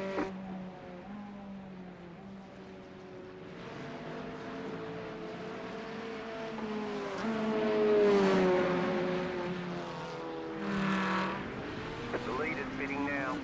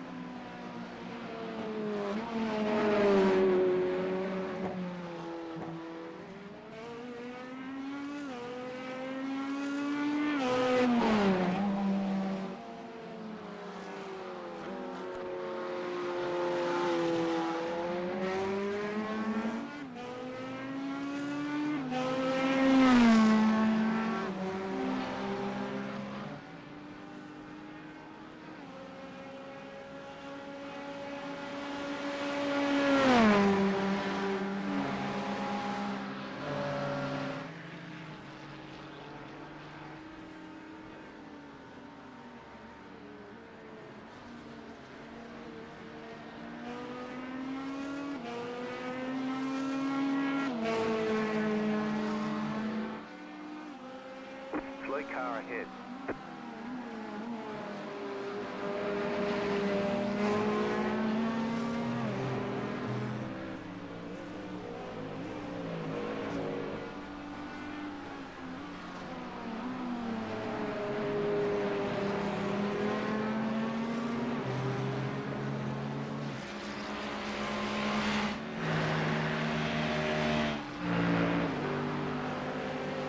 Right side.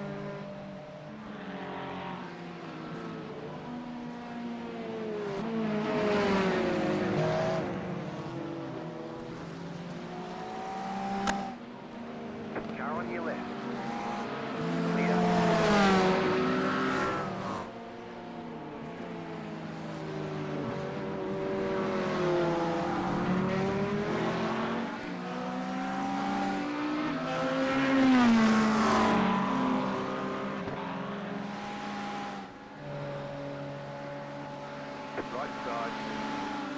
Clear on the right.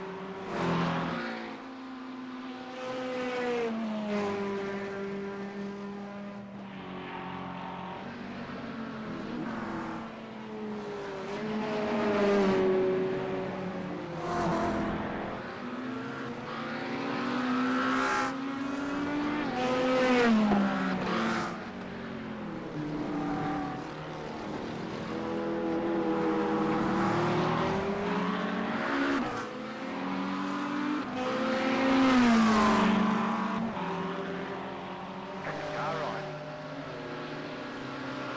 Clear.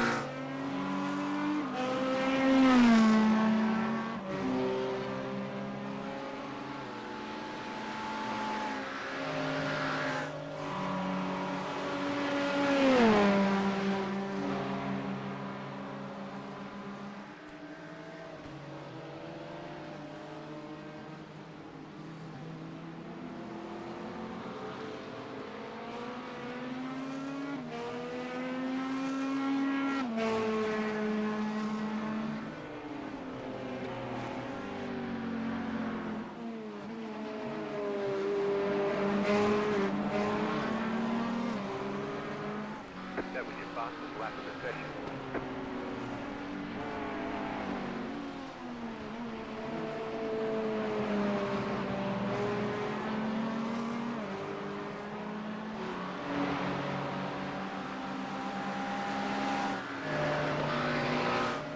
Right side.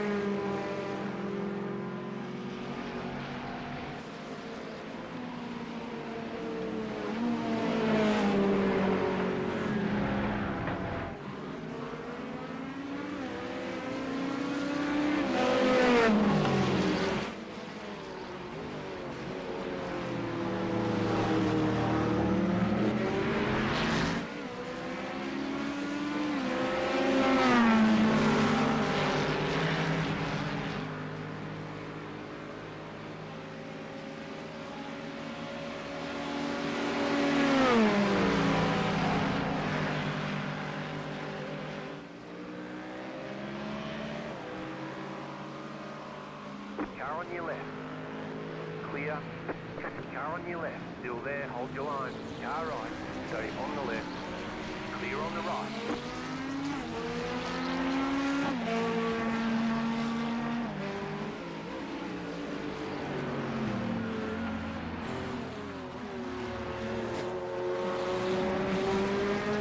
Left side. Clear on the left.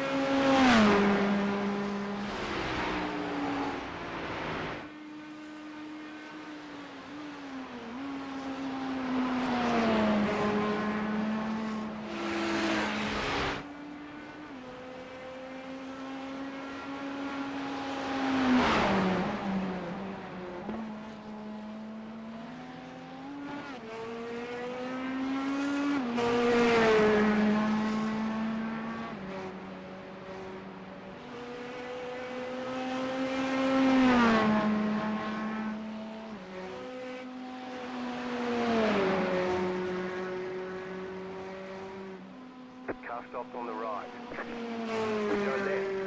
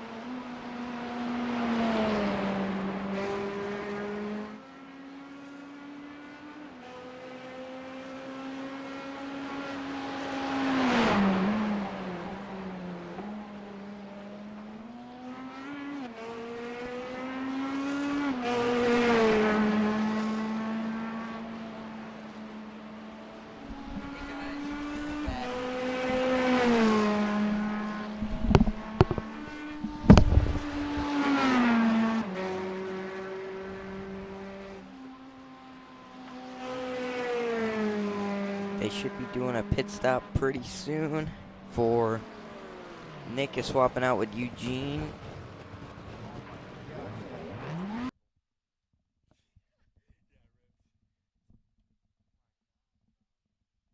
You cut that corner, we've got a slow down penalty.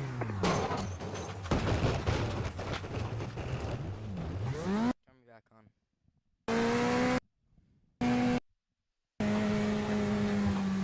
Massive contact with the wall.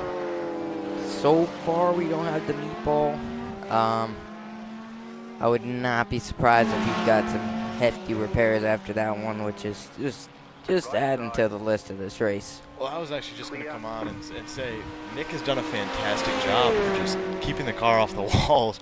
His whole stint has just been really strong, catching a lot of people. And I think there was a little bit of commentator's jinx over there. there absolutely was. I was seconds from coming on and saying he's done a fantastic job of just getting his head down and racing clean. Dry conditions definitely helps, but you know, he's done a really good job this stint. Yeah, he has. I think it's gonna be Eugene's in the car, then I'm in the car, then you're in the car, and then I'm in the car. I think so. So Nick's last stint for today, Eugene will run, then then Lincoln will run, then I will run, and Lincoln will run one more time, and then close us off. Hopefully keep us top 30. Yeah, I never About thought a that'd be lap. something we would be thinking about, was top 30. Yeah, we're about a lap behind the P29 car, so unlikely we'll catch them unless they have some sort of big wreck. But with track conditions drying out, I don't see that happening in the future. Yeah, it's pretty unlikely. I could see us picking up a position or two, but any much higher, I don't think we're gonna get. I don't think we'll get past top 25.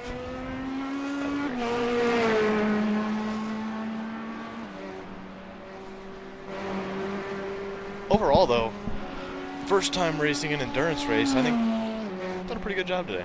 I know it's not everything we had hoped for, but you know, first time doing it and learning how stints work and learning, you know, where to be when, it's been pretty good. Yeah, we're still going. We got a successful live stream. It's great. Yeah, glad we were able to put it out for everyone else to watch as well. Maybe next time we'll have the actual booth set up so we can have us on camera too, and we'll have webcams so we can see who's A lot driving. of fun, put webcams on the drivers, and Yeah. and hopefully we'll be able to start live streaming every race, our races every Tuesday as well in the MX5 Cup Vanta iRacing High School League. So maybe we'll be able to get some of those streams going and get some more sim racing content out. Yep. Yeah, the Mazda MX-5 Cups presented by Wheelan. It's just it's an amazing series, and it's so much fun. Those cars are super great. They teach you all the skills to come and run these cars, because if you just jump into the higher horsepower cars, you don't learn the fundamentals. So that's why I love running the Mazda MX-5 Cup. Yeah, it looks like the Porsche had a slight issue there. Nick able to overtake. And he's going to stay out for a little longer, it looks like, to try and steal that position and get Eugene back in the driver's seat. Yep. Let's see. We can figure out how much fuel. Yeah, here.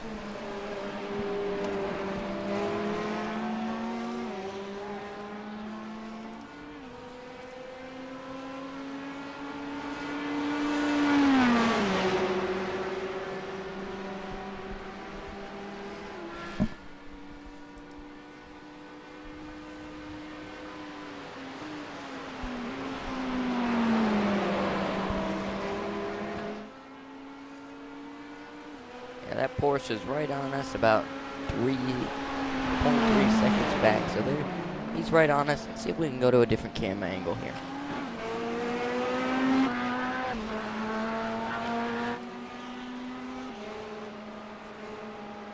It does look like Nick's pulling on him.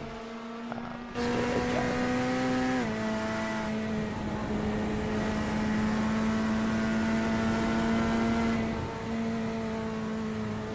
Look at those dry spots now. The track is really widened out, and that dry line is a lot larger, a lot more movement around the track, a little bit more passing involved.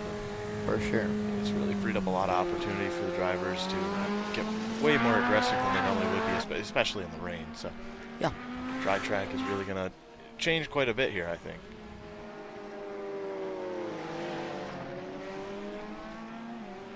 That Porsche driver behind Nick, Kyle Wahlberg, is currently P10. It's the number 6 Porsche.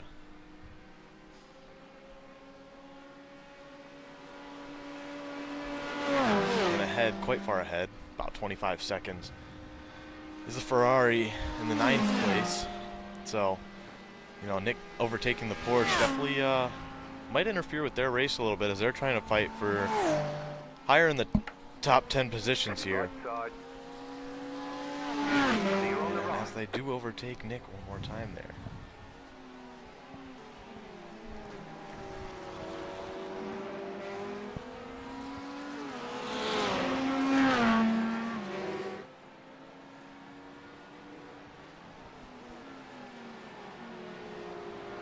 So just about that time, Nick's deciding that he's done with his stint. Eugene is going to come in to drive. So Lincoln, I'll leave it to you if you're up for it, but I am going to go spot for Eugene and help him around the track here. Yeah, no problem. So hopefully the rain continues to hold off and the track stays dry and we're able to put in, you know, some more clean laps and really start picking up positions again and, you know, passing these cars. I mean, right now we're kind of, you know, within the top 10, top 20 drivers. So behind Nick, 15, 14, and 16 cars all together, and in front of him, 4, 9, and 10. So really some fast pack in front of us and behind us, surrounding us, and Nick's holding it together really well. And Sure. I think that shows that, you know, without the little bit of rain that we had and a few couple incidents, I think this could have been a good race. But nonetheless, still a good race, just not as high as placement as we had hoped. So All right. Well, good luck, Hayden. thank you. I'm going to go spot, and hopefully we can get Eugene through on a clean stint and pick up some more positions possibly. Car All behind right, see you. you, Hayden. So we're just here watching Nick. Let's see.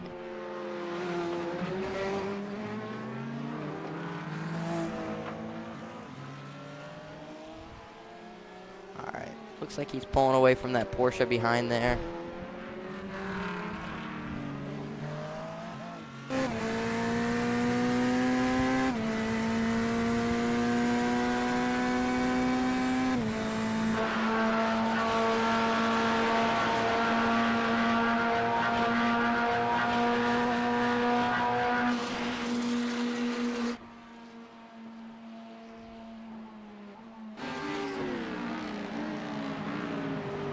Yeah, it looks like the track is completely dried out now. That's good to see. Everyone does better in the dry, that's for sure. Looks like he's going in the pit now. See him pop out there. So this will mean Eugene should be coming in pretty soon. It looks like we picked up another spot. We're in 29th, so we're only losing 2 iRating now. That's pretty good. Let's check in on our leaders while we're doing this pit stop. 5, 3, They are still they're not a lap ahead anymore, but they've still got it just over 2-minute lead on the next guys.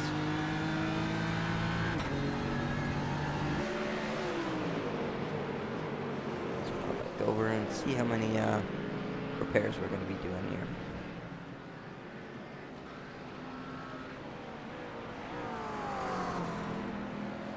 That's good. Looks like Eugene is in.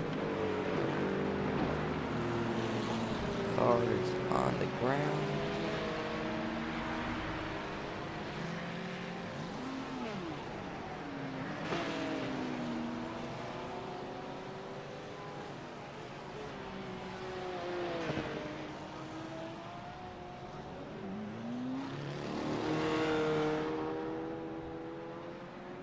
Looks pretty normal.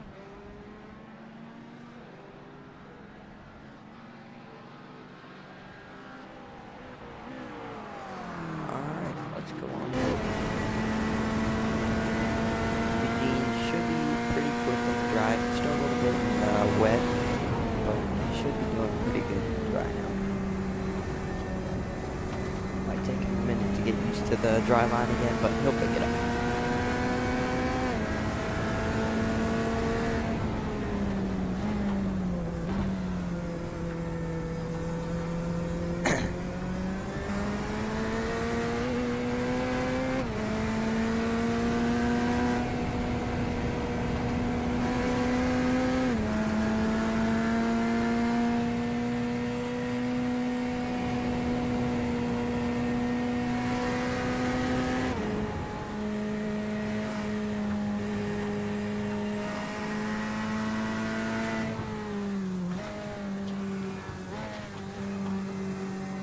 Yep, looks like he's pretty comfortable here.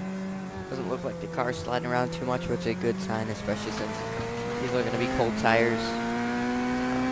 But yeah, looks like he should do pretty good. Just find that groove and take it easy. Any more damage we've had enough damage this race.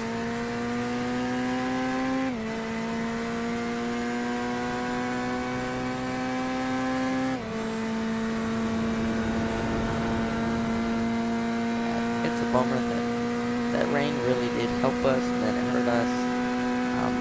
In the dry, we had the pace, we had the car, we had the setup. Everything was gonna go our way. You just never know in racing.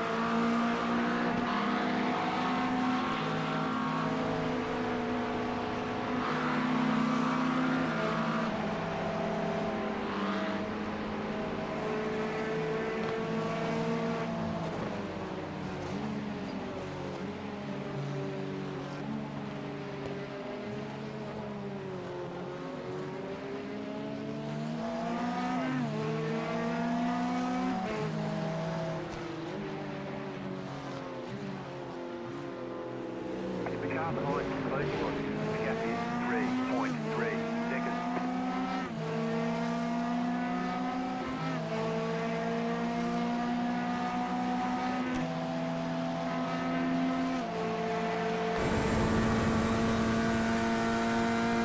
I tell you what, I'm pretty tired from today. I think I'm gonna sign off for a bit. Go down and get some rest before I have to get back in, because I've still got over 2 more hours of driving here. So.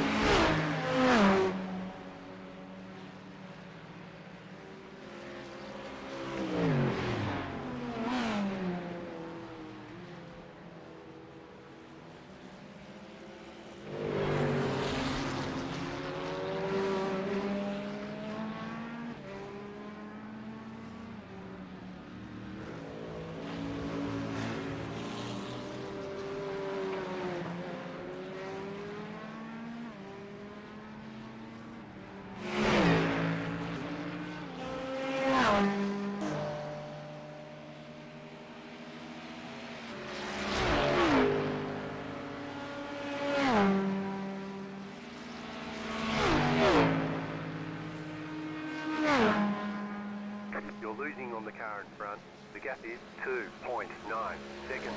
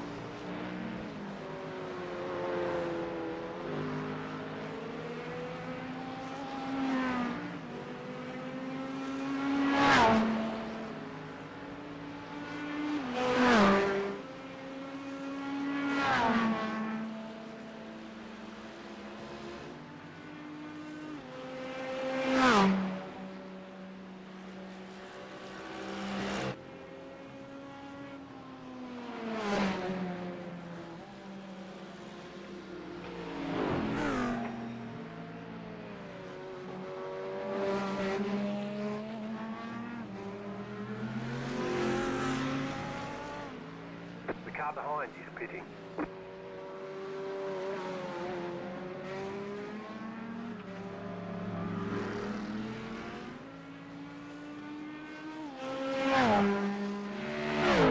You're losing on the car in front.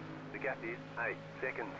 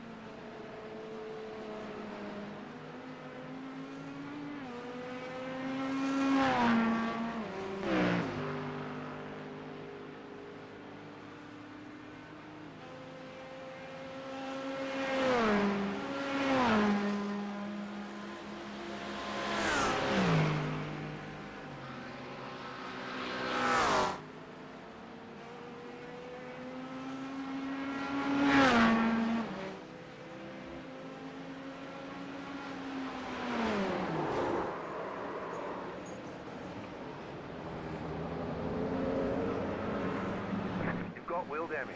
Looks like one of your wheels is out of alignment. You have less grip out there. You've got damage on the left side.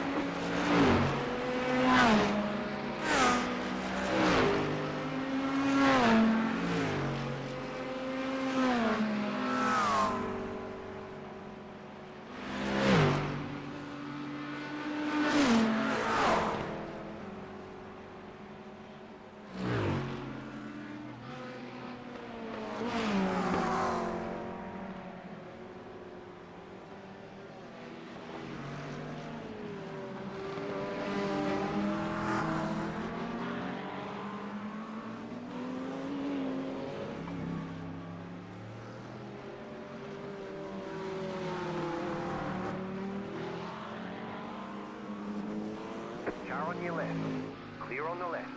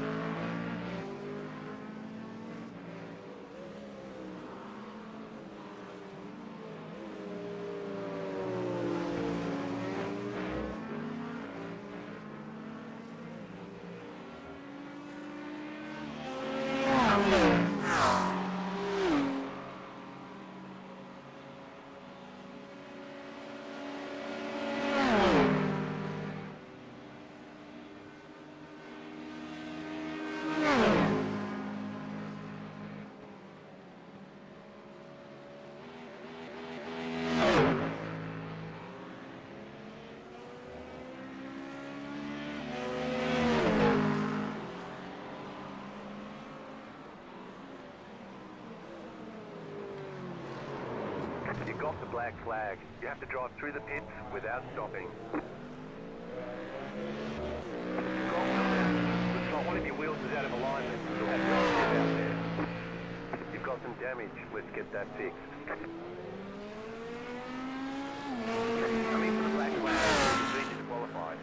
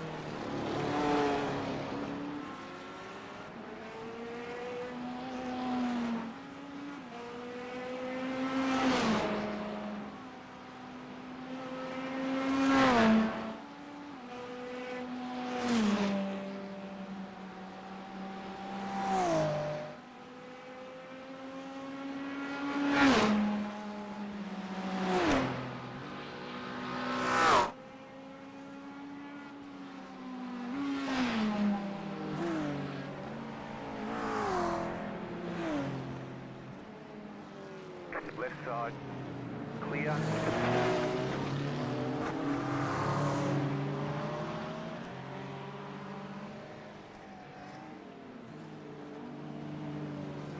Car on your left. Keep to the right, clear.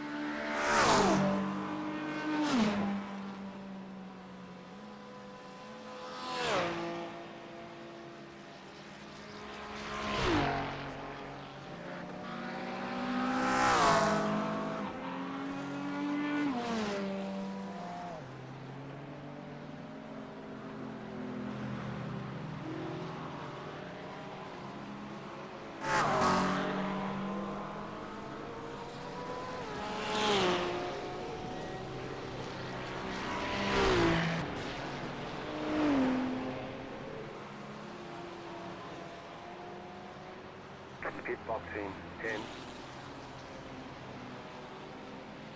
5, 3, 2, 1. Right here.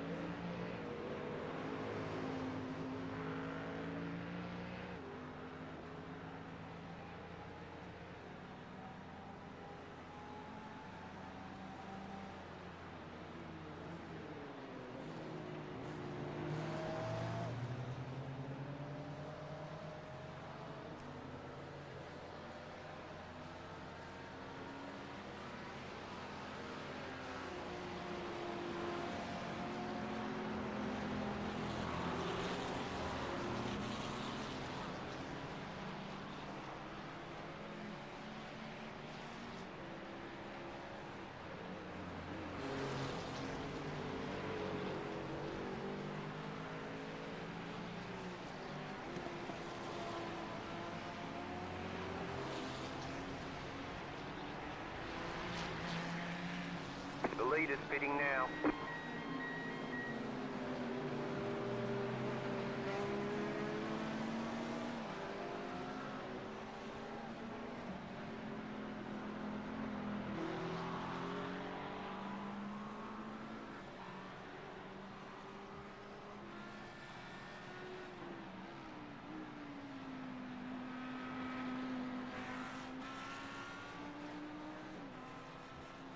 The leader's pitting now.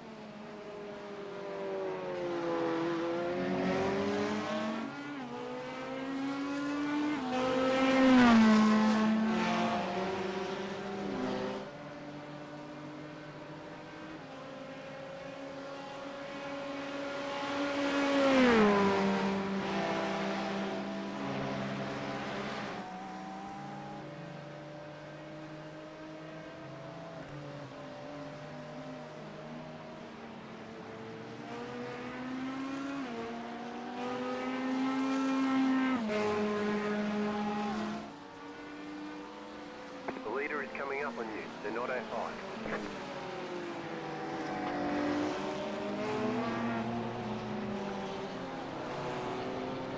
You need to serve that black flag.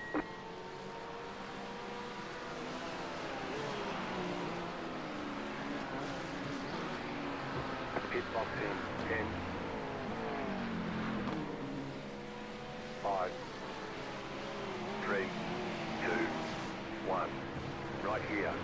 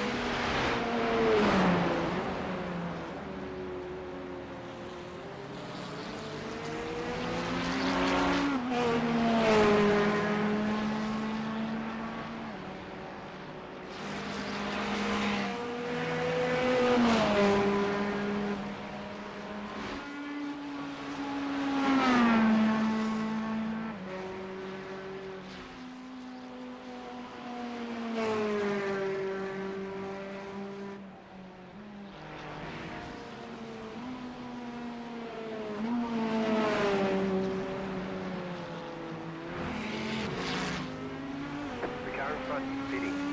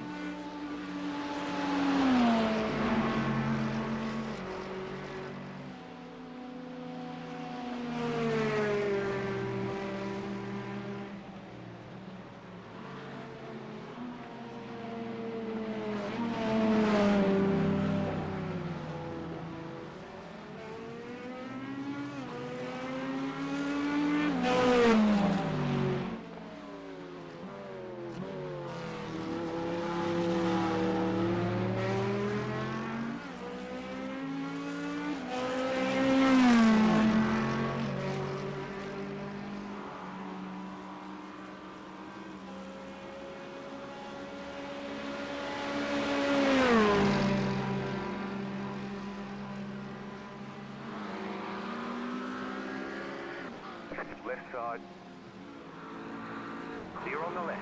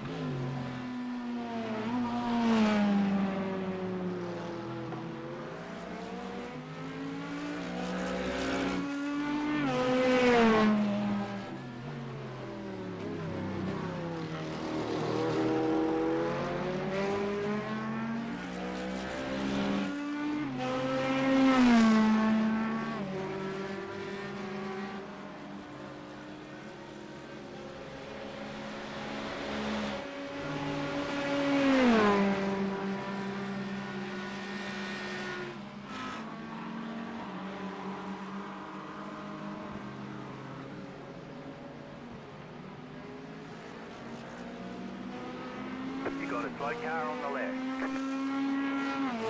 Go right.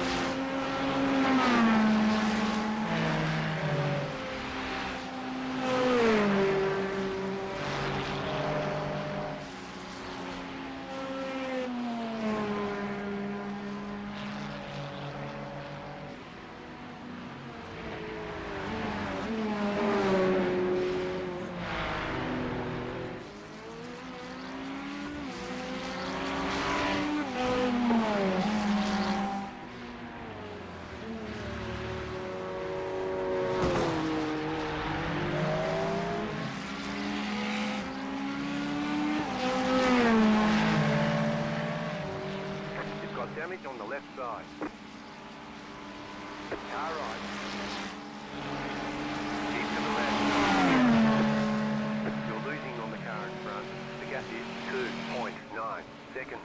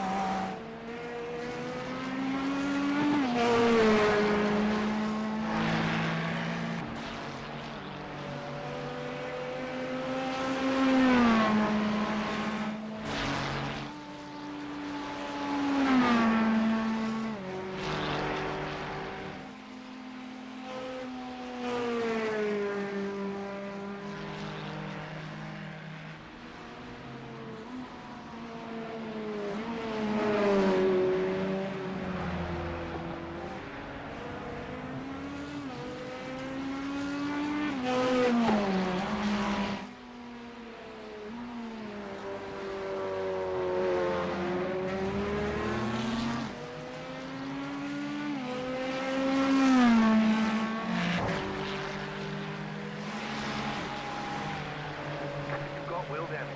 Looks like one of your wheels is out of alignment. You'll have less grip out there. You're losing on the car in front. The gap is 6.9 seconds.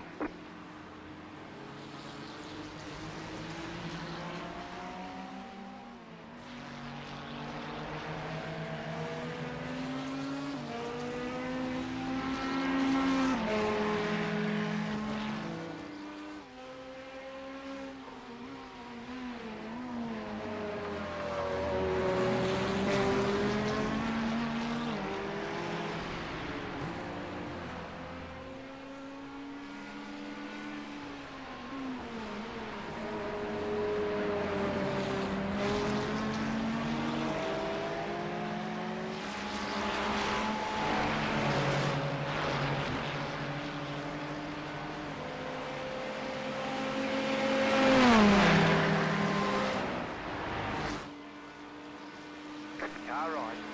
Still there. Clear.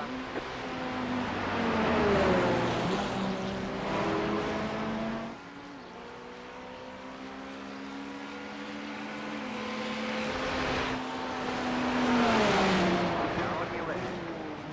Clear on the left.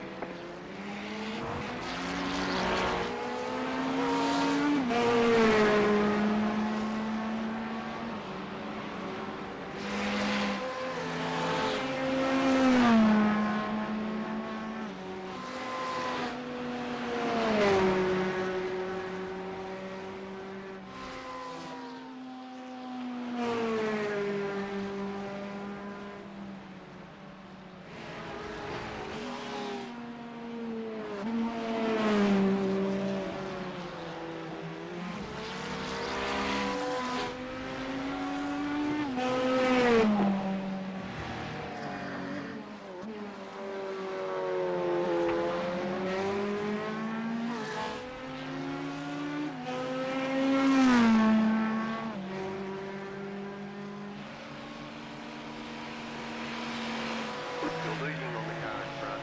The gap is 9.5 seconds.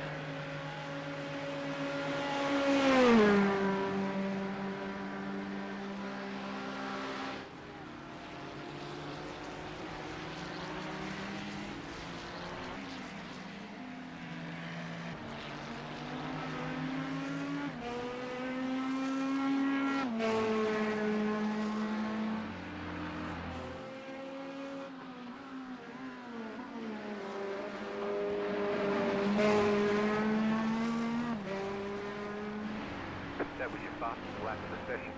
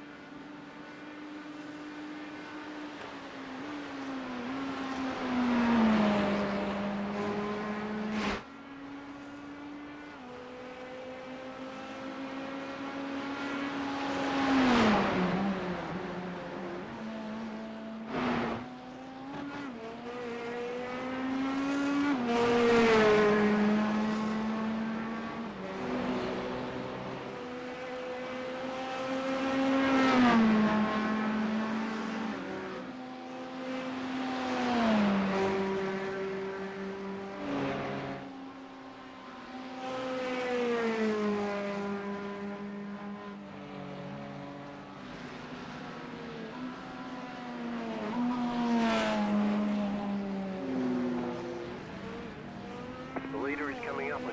Do not have five. Car stop there.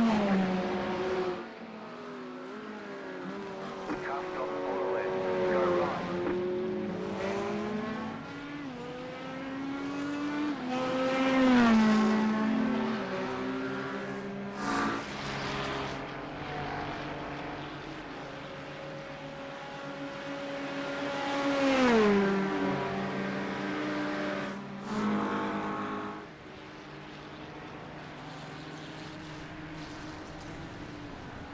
Car on your left.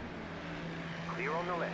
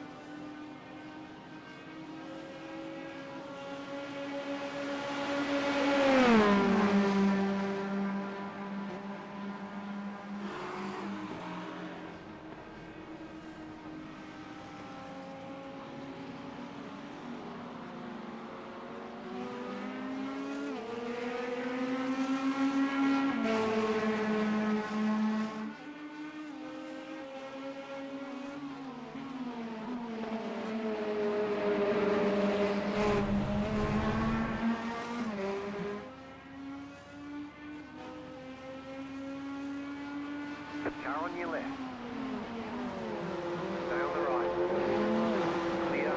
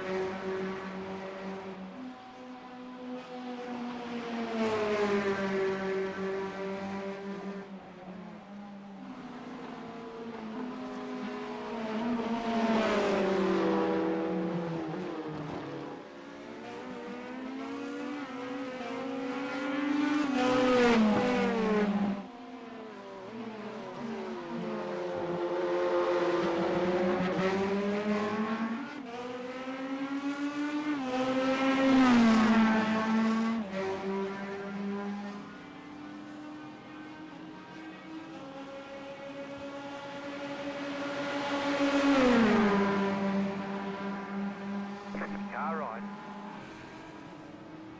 Clear.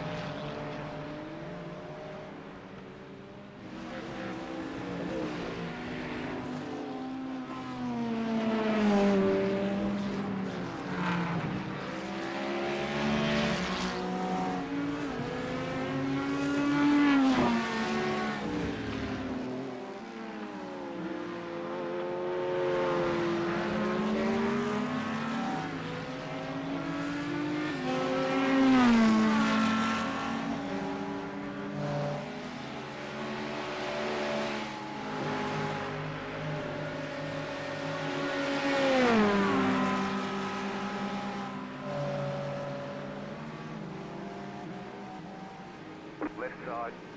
Keep to the right. Clear on the left.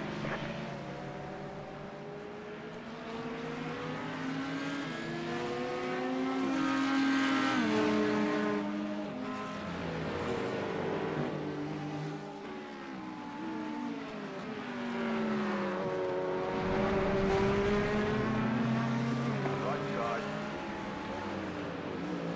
Clear on the right.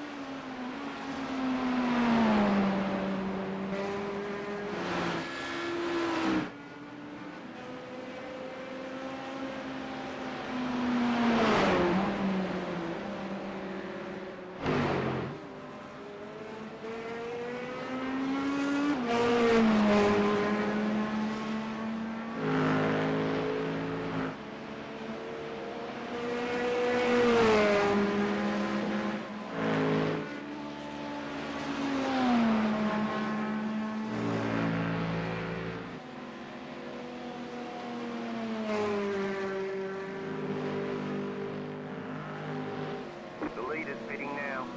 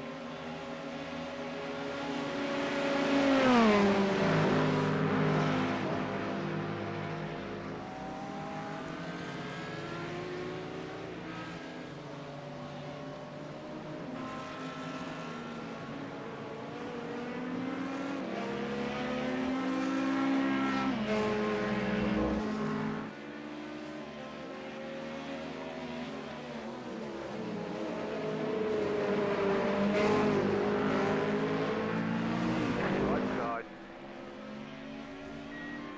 Clear.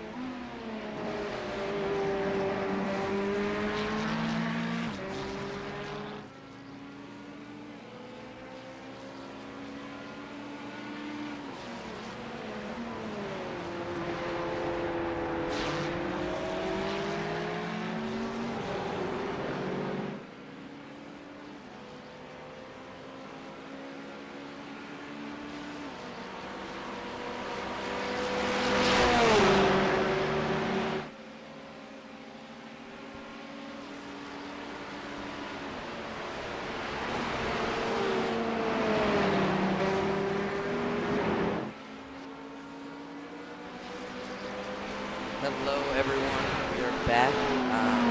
Hayden is currently in the car. We're here with Hayden's dad, actually, Mr. Saka.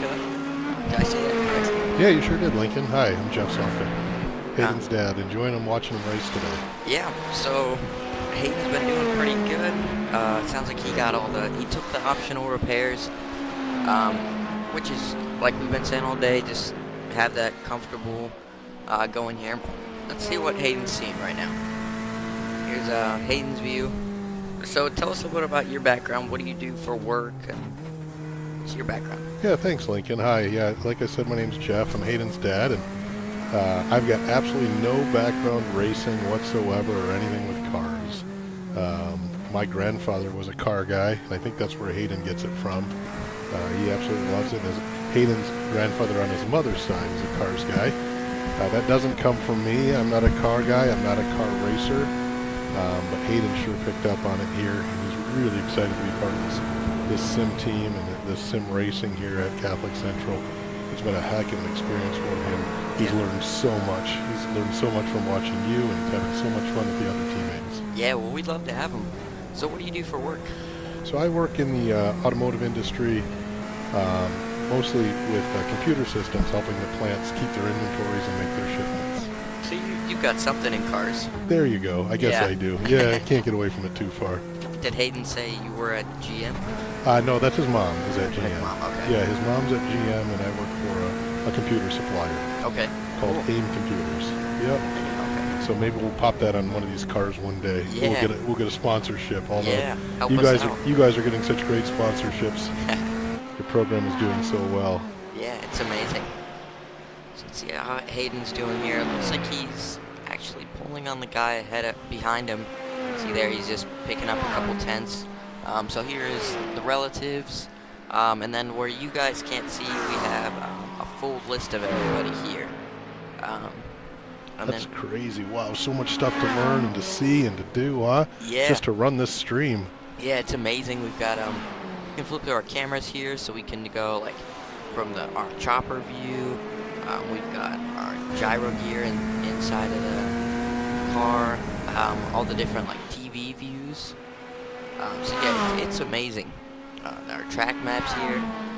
Wow, there's a lot to learn here. Yeah, These guys are not only racing cars, they're figuring out how to do screens and keep up with it, and that yeah, control board is a lot to learn. that's for sure. That's really cool.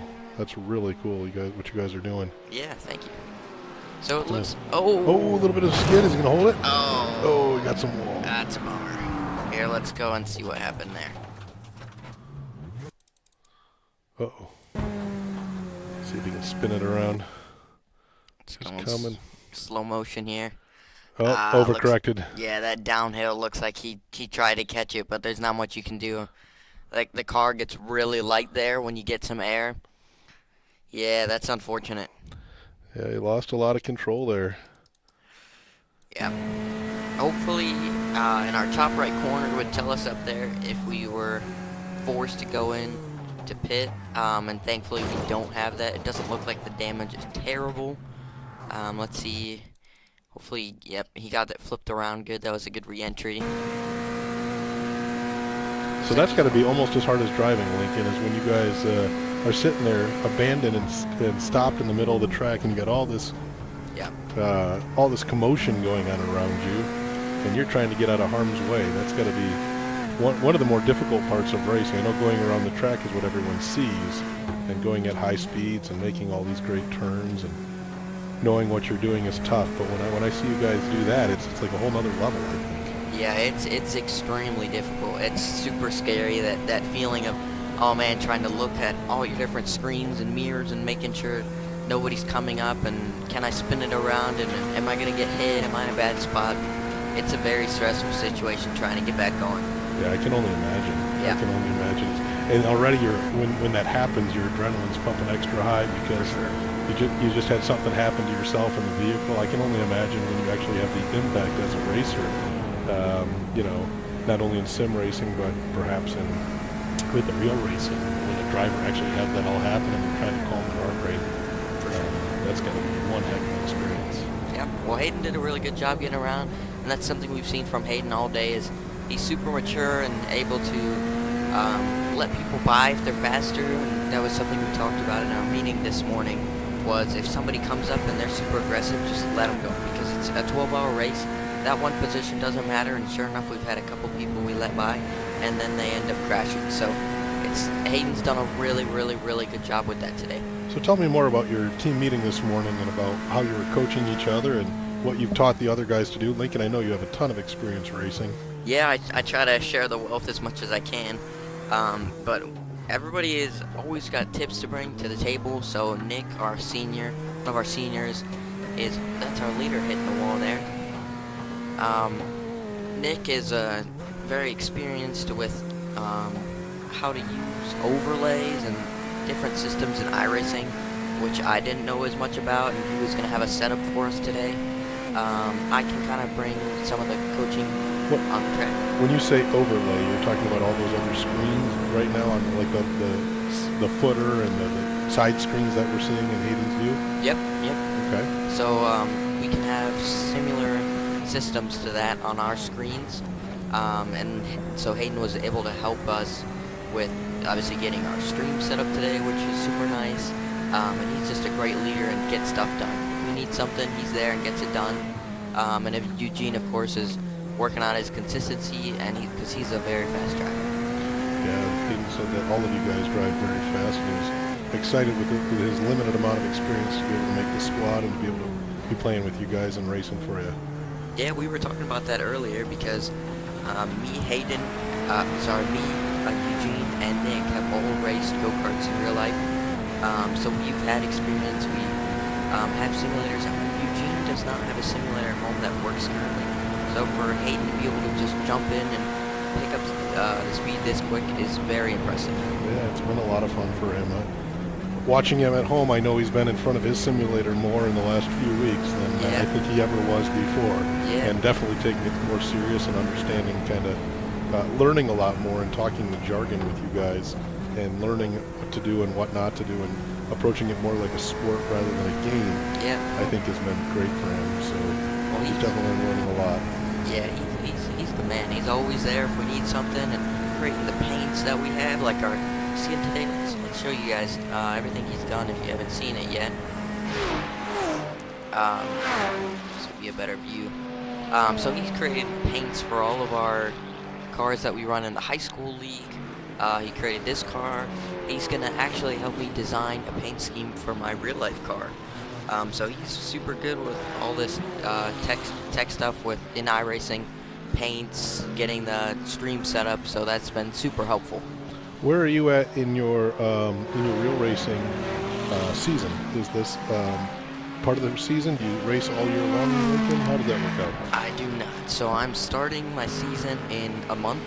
So in 4 weeks from today, I'll be racing in Kentucky at the National Corvette Museum with NASA. So it's in the spec Miata class. So it's a 1999 Miata, and it's a spec series. So everybody has to have the same set of rules. You can't modify your car any other way except for the rules. Cool. Yep. And how many racers will be in that, and how many different races will you do? And is it a single race, or are there qualifying races that then you kind of have to jump up? Is it like a bracket? How does that all work out? Yep. So we get to the track on Thursday. On Friday, we'll have 4 practice sessions. On Sunday, we'll have a warm-up session, a qualifying, and then our first race. And then on Sunday, we'll have a warm-up and then 2 races. So we have 3 races in the weekend. And we will have, I believe it is 8 weekends this year just for that series. And then we're going to go to Waterford, the track there, and run some local races there too. Where is the track in Waterford? It's in Waterford Hills. Okay. So it's, I don't know how to describe it. It's kind of on the skirts of Waterford. But they have a quarter midget track there. They have a country club there. So it's a whole bunch of things on the property. Wonderful. And now on that Miata race that you're going to do in 4 weeks, is that you're going to bring one car to that? Only one car? And how does that work? There's your pit team that put that car together, and you got to keep that thing running all week. In the simulated race, you guys get some help because the pit can replace almost anything for you here. Yeah. So I will have one car there, and then my brother races, so he has a Mustang that he'll have there. It's mainly me and my dad that are mechanics, and then I have a driving coach, and he'll help out with some setups or how we want to just change anything with the car. He can give us tips, and then me and my dad will actually change that. Wow. Yeah. And how long have you been racing again, Lincoln? So I started go-karts when I was 4 years old. Wow. And then when I was 13, I moved up to cars. Very cool. Yeah, it's super exciting. I've only been doing cars here for a little over a year then, huh? Not even 2 years. Yep. And you can't even drive out on the roads here right outside of the high school, can you? Just got my permit. Just got your permit. Wow, it doesn't look like it when I watch you behind these cars here. Thank you. That's fantastic. Yeah. Looks like Hayden's doing pretty good here. Let's go on board with him.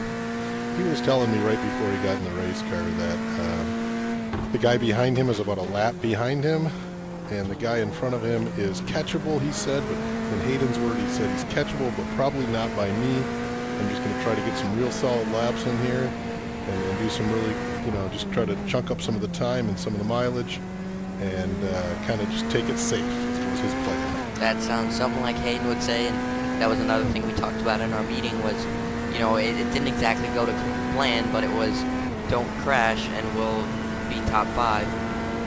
Unfortunately, that we've had a couple instances today where we were not on the track for a respectable amount of time, but the plan was don't wreck and take it as slow as you need to. So I'm glad Hayden is still on that plan, even though we're not fighting for the win. With the weather you guys have had today, and as much traffic as I've seen, and especially that first wreck out of the gates, I think it would have been almost impossible for you guys not to have any incidents today, from what I've seen when I've been watching the race.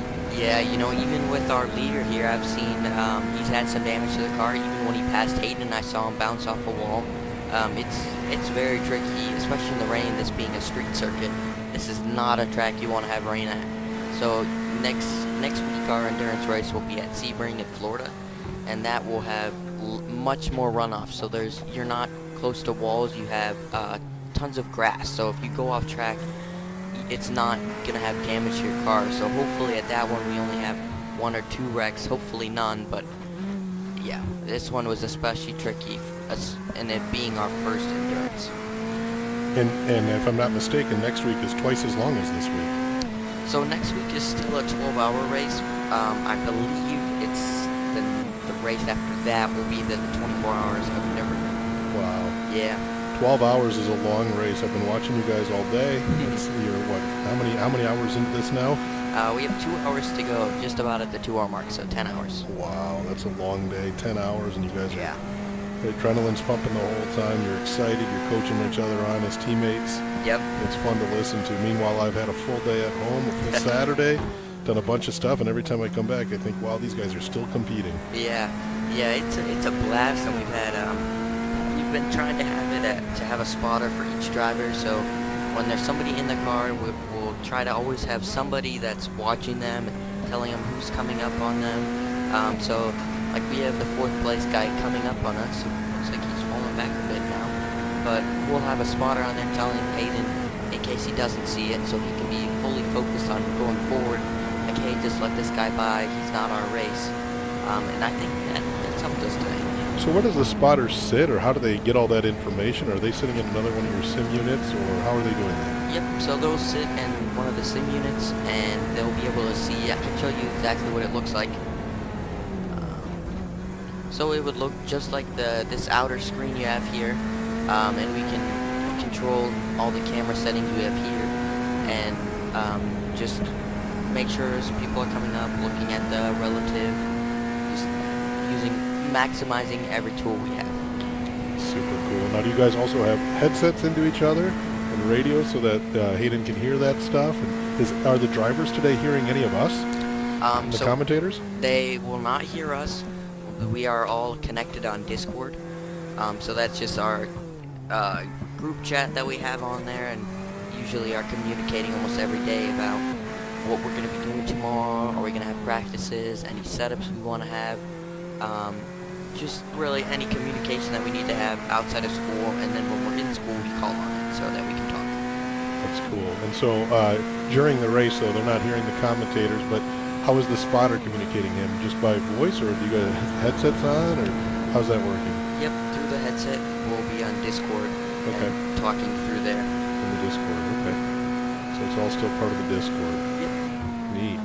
Yeah, it's a really helpful tool, and when we race on our high school league, we'll be all on Discord, and especially last week we were all working together to get our 1st, 2nd, and 3rd finishing. So we were 1, 2, 3 last week, and we were really working. I started a poll, and we were planning on the start how I could get a better jump and tell them when I was going so that they could get a really good jump, and that was really crucial last week. Team racing and all these trips that you bring to it. Yeah. And a big part of the team I know is the team mom we have in there. I walked in the room today and I saw all the food provided, and I saw the encouragement she was providing. And Yeah. I don't think her role is to be underestimated with what you guys are doing. Yeah, big shout out to my mom, Kelly.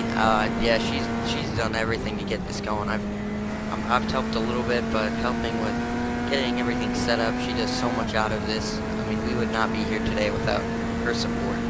And she's done a great job, and definitely a big shout out from Hayden's family as well for getting this going and letting the boys have that much fun. As to your coach, for keeping with us. Steve, it's been great to have his support. And again, a long day for him, a long day for you racers. You guys get excited, but team mom and coach, also a very, very long day and a lot of time they've given up to make this happen for you guys. Yeah, I can't thank you guys enough for giving up your Saturday for us. Move on the inside there. It's good. Oh, he's got a little move, doesn't he, huh? Oh, yeah. Look at that. Hopefully let's him by soon in our fight. Let's see what he's saying here. Now you got a blue flag up in the corner. What does that mean? So that, just kidding. Let's look at this really quick.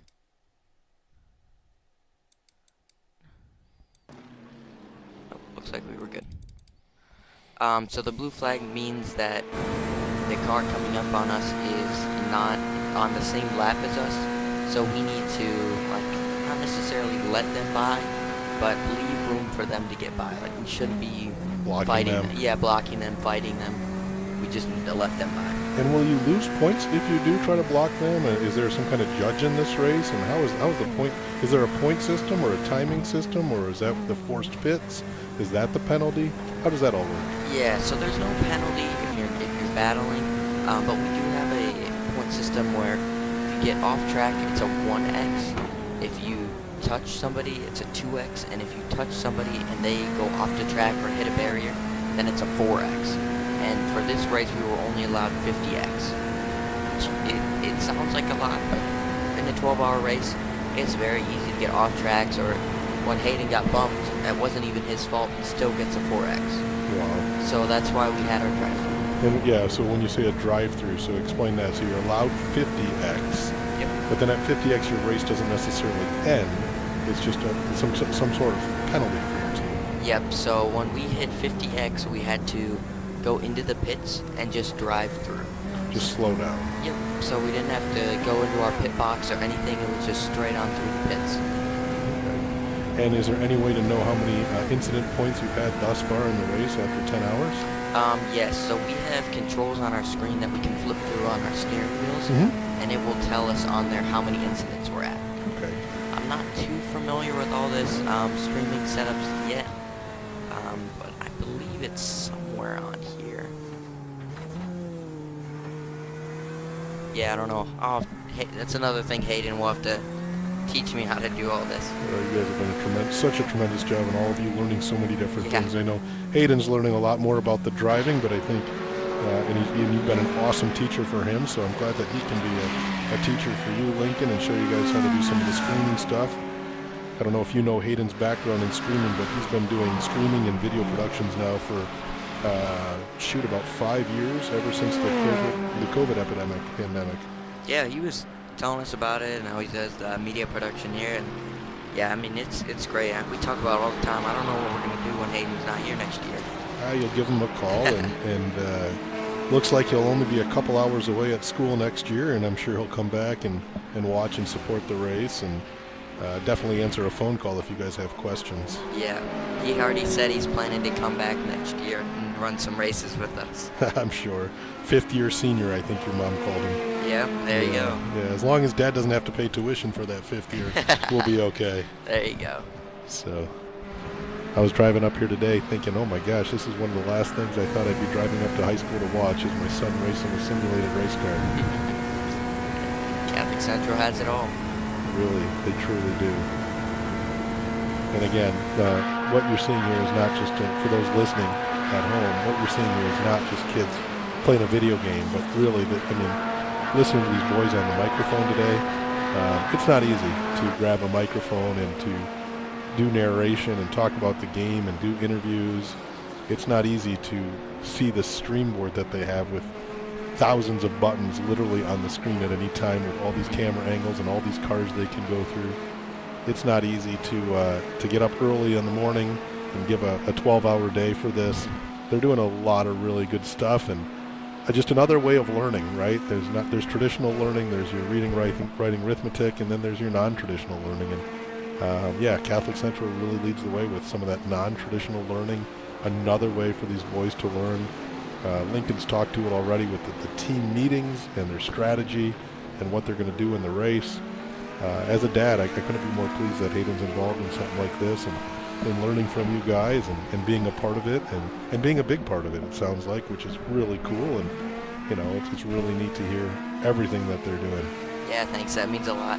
It's one of my favorite things about Catholic Central is all the different things we get to do here, like the flight simulators and their wonderful robotics program. I'm not part of either of those, but just watching it seems incredible.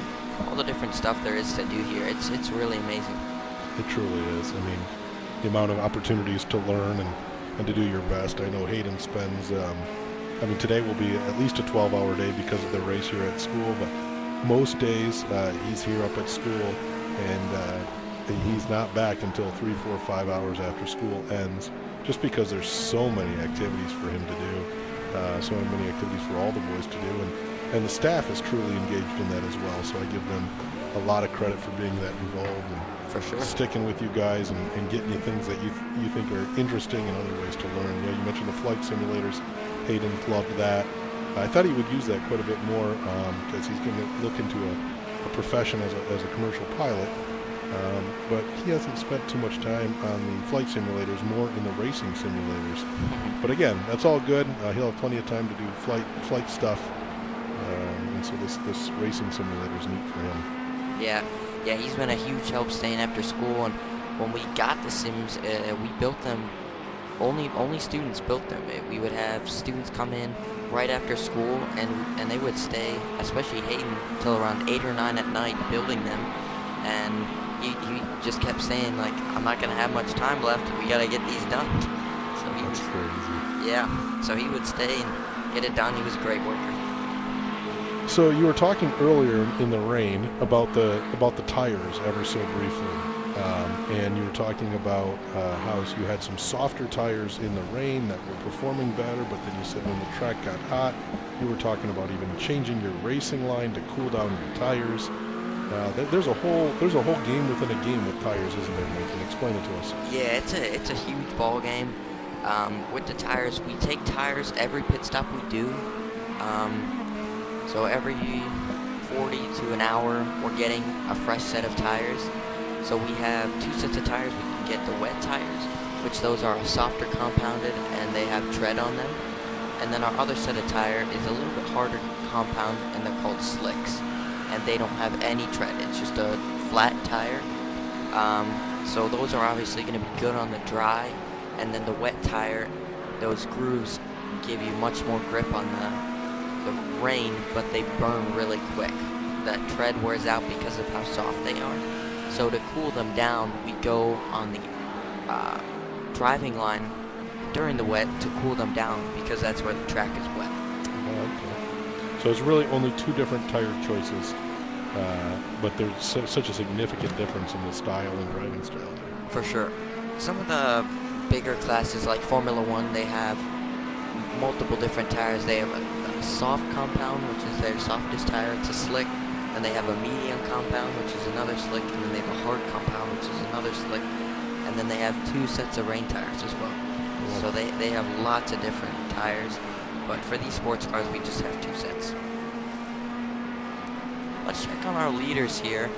Earlier in the day, they had about a 1-lap gap, but now they've got a 3-lap gap. They've been on fire all day. So these guys are out in the lead by full 3 laps over second place? Yeah. Wow.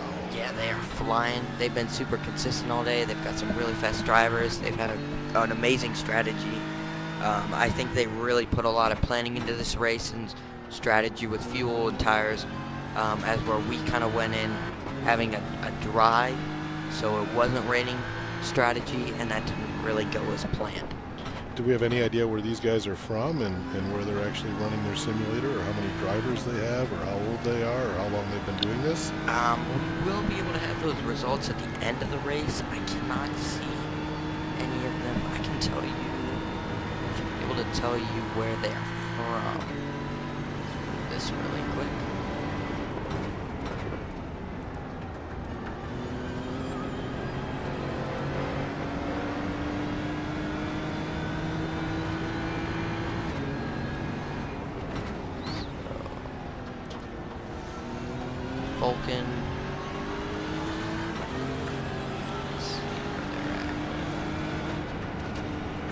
for those of you watching at home, this is fun to watch Lincoln navigate the stream, and look at all these windows he's got here, and just shows how many different buttons he's got available to him. I can ask him a simple question like, where's somebody from, but it's not simple to figure it out, and don't think I'm going to touch that keyboard to try to figure it out. I'm just going to ask the crazy questions and make him do all the work. So here, the guy driving right now, his name is Giannis, and he is from Central Eastern Europe. Wow. So we've got drivers, here's another one from Michigan, we've got Iberia, Finland, Carolina. I'm not going to try and pronounce that one. Another Central Eastern Europe, Pennsylvania, Texas, Asia. Yeah, Hispania America means some section Central America, I believe, and we got Pennsylvania. Now, everyone driving do they all have similar sim setups? Or could some of them have lesser or more or greater setups? How does that work? So people can have whatever they want. I actually have a friend that is driving on a controller, and he does exceptionally well. He said it's about a second difference driving on controller versus steering wheel, with the steering wheel being faster.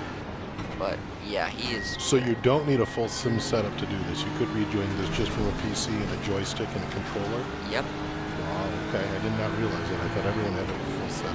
Nope. We are on the higher end of the simulators. We have a full SimMagic setup with the touch there. Bump there, yep. We have a SimMagic setup, which Ooh. is. He's coming in trying I to believe, cut him off. I believe that is the car in second. Wow. Yep.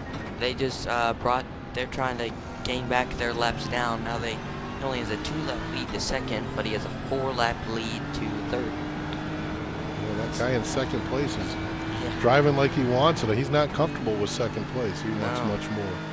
Hey, Lincoln, how do we get this stream out? Hayden was able to send me part 1 of the stream, and I have that on a text. But how do you send this out to other people so they can listen into the stream? So if you were to go to YouTube and look up Detroit Catholic Central and go to their live page, it should show up on there. Okay. And then if you scroll down a little bit under the video, it should say share. Well, I'm going to try to do that. I know Hayden's grandparents are in Florida right now, and they were asking what I was going to do, and I'm heading out here to watch the race, and I told them I would shoot them the link, so I'm going to do that. Sure. Yeah, I know I have a lot of family in Tennessee, my grandparents. I had some other relatives listening earlier, so shout out to them for watching. Some grandparents at local in South Lyon. Appreciate all you guys supporting. It really means a lot to have you guys coming out. So there's our Detroit Catholic Central website, and here is part 2. Okay. So we'll pause that, and we'll go ahead and share it. Awesome. Thank you very much. Of course. Send this out to some more viewers. Can you see how many viewers we have online right now?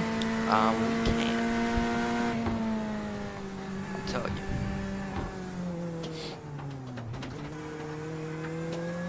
Currently have 10 viewers watching. Our last video, and I think right now, has a little bit over 200 views. So usually they get more views once we're done streaming. It's incredible. 200 people watching. That's a very exciting day. Yep. Looks like my aunt is watching from Pennsylvania.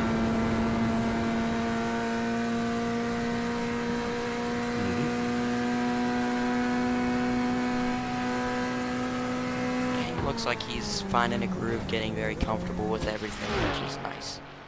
You really want to be comfortable, and so you can just focus on driving. It seems like he's getting pretty focused.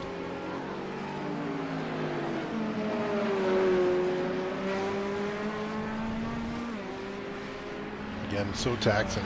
I mean, we're here just a few minutes. I'm just on the mic for a few minutes, and not doing all the focus and concentration of having to keep this vehicle on the road. And yet, you guys have been doing this since 8 o'clock this morning. Yeah, I mean, It's rough. I think we were all here except for Nick. He had some stuff to get done at 6:30 this morning. But it's worth it. We've all had so much fun today, and it was a great team building for running our high school league, and excited to run at Sebring. That should be a really good one. Not as technical, hopefully no rain. If it's easier for you guys, it'll probably be easier for all the competition as well, though. Yep, that's very true. Hopefully, I made some mistakes in qualifying and weren't able to get a lap in. Hopefully, I don't make those mistakes again. So tell me more about that graphic on the left-hand side. The reference 0.0 seconds, PC32 and negative 42L. What does that mean in the yellow bar there, Lincoln? So that means we are 42 laps down to the leader. Okay. So that's quite a few laps down. Usually on the top split, so all the best drivers in iRacing, so Max Verstappen will be in there, 4-time Formula 1 champion. They'll have some IndyCar drivers in there. And then, of course, in real life, they'll only be separated by a couple laps. And the top guys will be all on the same lap. And the PC32 in the parentheses, what does that mean right before the 42 laps down? So that's our position. So we're in 32nd place. 32nd place, okay.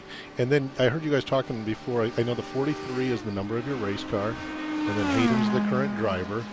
The blinks, I think your brother was telling me earlier that the blinks represent something to do with the consistency of your stream. Oh, nice job avoiding that, Hayden. Yeah, let's go see what he saw there. Somebody got sideways, he saw it coming, just stuck to his line and gave a little jerk and didn't overcorrect and made it right on through.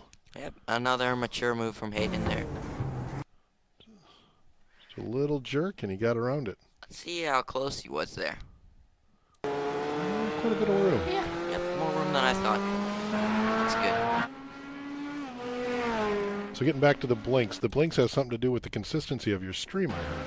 Yeah, so that's how many times his internet is cut out, and it's usually for a fraction of a second. It's not a huge deal. Some people, that's a real struggle with them if their internet's not great, but thankfully we have pretty good internet here. And then your team name, or no, sorry, Division 1 underneath that. And you're obviously driving the Chevy, the Corvette today. I heard you guys talking about your love for the Motor City cars. That was great. What is the 1204, negative 14, and the C 3.47? I'm going to give you a real quiz here. I hope you're up for it. Okay. So what are those in the yellow there on the second tier? The 1204, negative 14, and C 3.47. So, are you familiar with ELO rating in chess? Very, not very, but I've heard of ratings in chess, yep. Okay, so it's pretty similar to chess rating. Basically, that's how well you do in a race. So Hayden was really grinding out safety rating, which is how safe you are, so how many incidents you get in the race. Remember how I explained that earlier? And I know at home he was working a lot on that, just trying to stay on the track to have his safety rating high enough to be eligible for today's race. Yep. So he was working on that. So his I rating, which is at 1204, is not super high right now because he was finishing in lower positions just so that he could get his safety rating.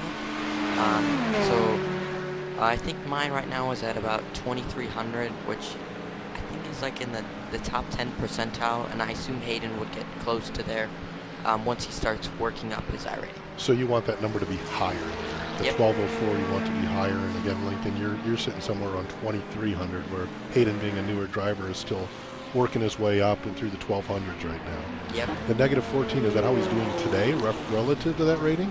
Good save. Yes, so it's calculating if the race were to end right now, he would lose 14 I rating. Ah, interesting. And Yep. the C? So that's his safety rating. Okay. So he's actually a higher safety rating than me. I believe I'm C 2 point something. So he's doing pretty good with his safety rating. And therefore his speed rating's a little bit slower. That makes sense. Yeah. And then the best on the bottom there, the last, the lap, the run, and the pit. So is this just Hayden's score, or is this your team score there with your best lap? I'm assuming that means best lap was 186th lap out of your now run 218. If I look underneath that. That is correct. Yep, Good. that's out of everybody. And that's out of everybody. Yep. And the run of 18, is that how many laps Hayden's done on this stint? I believe so. I'm still learning all of this stuff, but I'm confident that's what that is for. I'm going to give you a big quiz here, Lincoln. Don't think, I mean, you're in school after all. You got to make sure you're quizzed. There you go. And Hayden's last lap there was a 2:15, so 3 seconds off. Now I know you guys were running close to 2:30s this morning, I heard. Yeah. With the weather being something different, so a 2:15 would have been an awesome lap this morning in the different weather conditions. Yeah, I've only run in the rain. I have not run any dry laps. It was mostly looking at the how our weather was, and if it was any rain on the radar, then that decision was okay. Put Lincoln in because I had more experience in the rain. I think when I was running dry laps during practice, I was in about the 206s, but that was on a lower fuel. And obviously, you don't have all these cars around, and you're not trying to just keep the car alive. And I don't know if the track is completely dry. It looks like there's still some puddles there, so 215 seems pretty respectable. It sure does. Well, I heard we just picked up a new listener, Lincoln. We got Hayden's cousins on now. All right. So a big shout out to the Anderson boys. Nick, yes, that is Uncle Jeff on the mic, narrating this race, trying to learn as much as I can about sim racing. Welcome to the party. That is Hayden. Ooh, there we go. He's a little stick right there. Looks like he kept it. I don't know what that was all about. We're going to back up, and Lincoln's going to show us. Ooh, just good save. Just a good save. Just something got a little squirrely on him. Did look like he did that last lap. Yep, that was really good.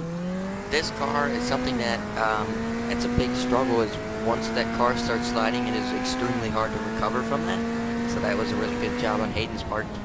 Again, you keep talking about him being high on the safety rating and a mature driver, and he does a good speed, but he doesn't go crazy on the speed. He just kind of is more slow and steady, wins the race. Is kind of Hayden's MO when he gets behind the wheel right now. For sure. I mean, that is a perfect endurance racer. That is exactly what you want to have.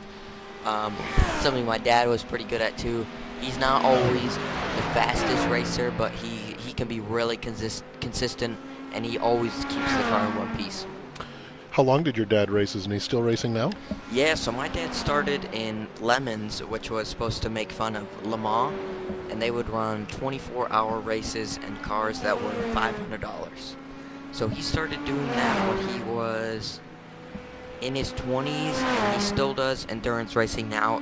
Now he does drives better cars, and will do track days in some pretty nice cars. So that's just going out for open practice.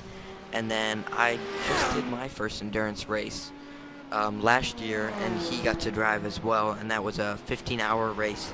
Oh, did he tap down at Mid-Ohio? Let's look at that replay. Oh, got squirrely, got close to that wall there. Oh, man.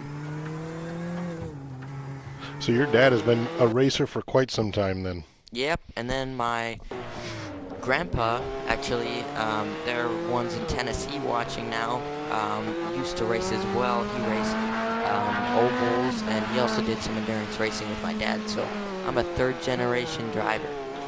Ah, that's where you get it from. It's in your blood, Lincoln, to go fast, huh? It is.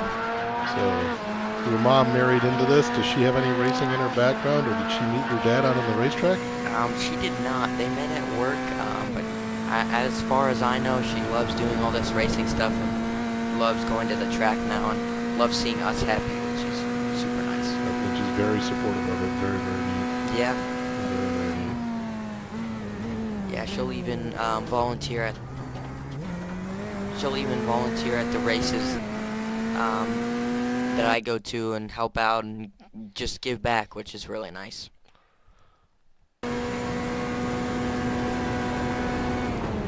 Hayden's still pretty dialed in. I don't know how much time he has left. I know I am hopping in after to finish the race. So it looks like he's done about 20 laps. You guys are 220 laps in. How long a track? It's 2-minute run around the track, and you guys are averaging about 100 miles an hour, right? I believe so, yeah. And so 220 laps, and how many more laps do you have to go in this race? So what is that, 46 to go? 46 to go. Yep. So it's a 266 lap race. Yeah. Wow. Yeah, It's a lot of time. Sebring, I bet our average will be a lot higher as this is a street circuit. You can see how slow. We'll go on board here and show you just how slow we go through this section, especially this left-hander that's coming up pretty soon. This one here, let's see how low we get down to.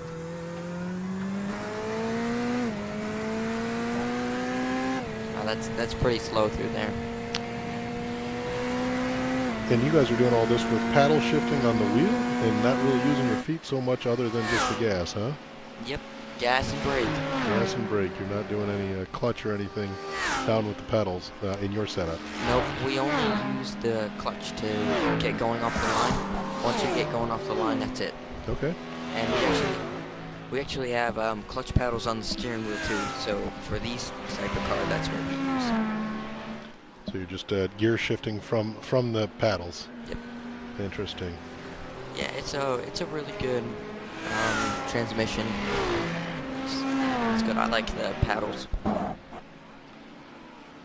My real car is a manual, and I like it, but you always go faster in the sequential. Yeah, there's a lot to that, especially when you're racing, doing that many things. For sure. Right? It's just one more thing you have to add to the mix. Of course, of course. Looks like he's doing pretty good. Looks like the Mustang behind him is creeping up on him. He's got a pretty big pack behind him. Should be interesting. And they are giving him the blue flags as the car behind him is a couple laps ahead of him. Looks like we're starting to get some rain. Clouds are darkening, and it looks like it's sprinkling maybe a little bit. Yeah, I see down there on the right-hand side, relative humidity 100%. So if it's not raining now, the air is very humid. It will be raining very soon. Yeah. And the winds are still gusting pretty good. 20 mile per hour wind is that's a pretty breezy day. Yeah, we are in the mountains of Australia. I've heard it gets pretty windy there. And this is realistic weather, so they measure all the weather from a day. So this is actually how the weather was there. Wow. Ooh, I just smacked the wall pretty hard. Well, I appreciate you letting me come into the broadcast booth. This has been a lot of fun. Thank you so much. I've had a great time with it. I'm going to sign off here, I think. Yep, me too. And get ready to watch you start racing and finishing off this race for those guys. Cool. Thank you. All right, thanks, Lincoln. See you, everyone.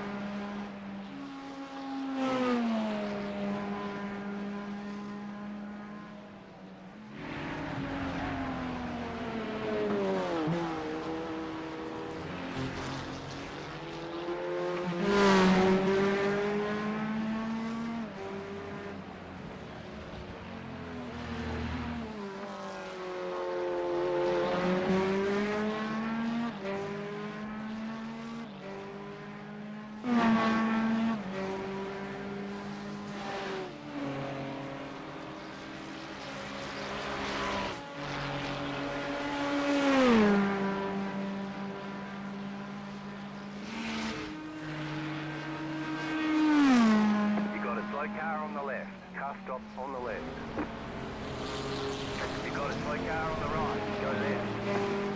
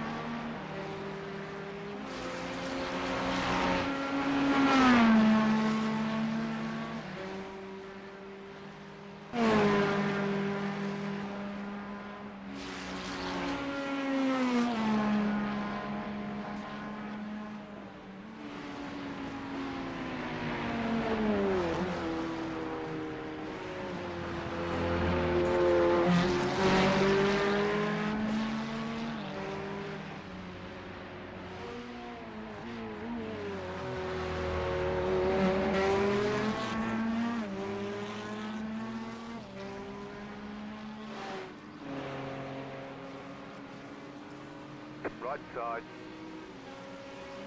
Still there. Still there.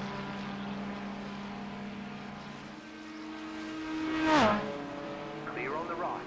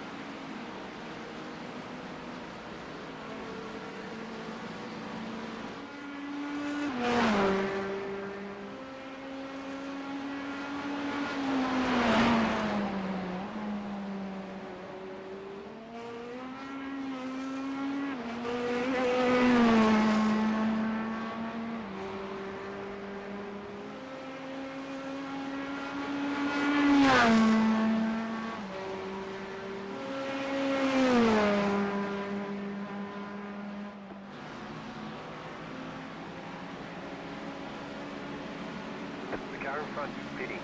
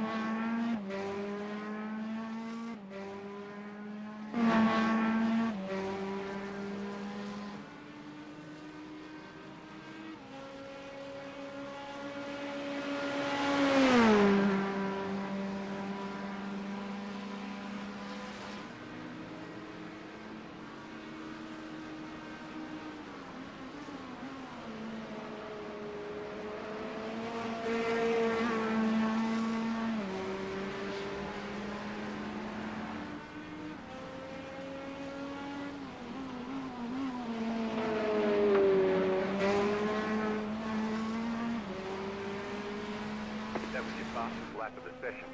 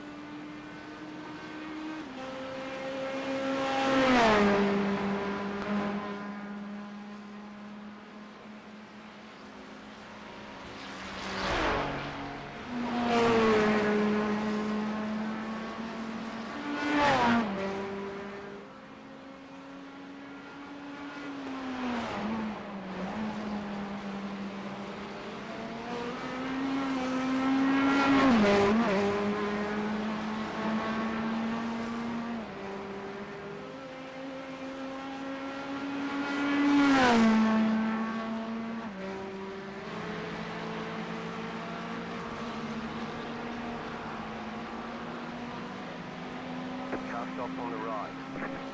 Car stop on the right. Go left.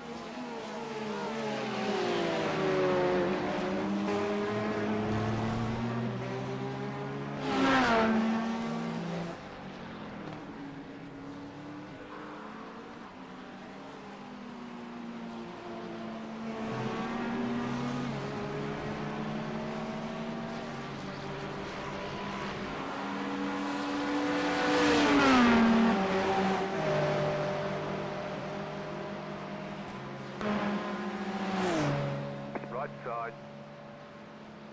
Clear.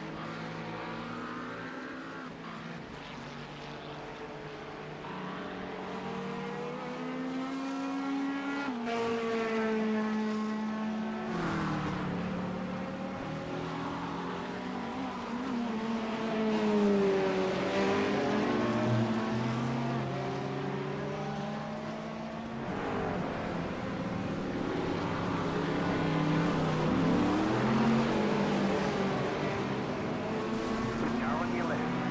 Clear on the left.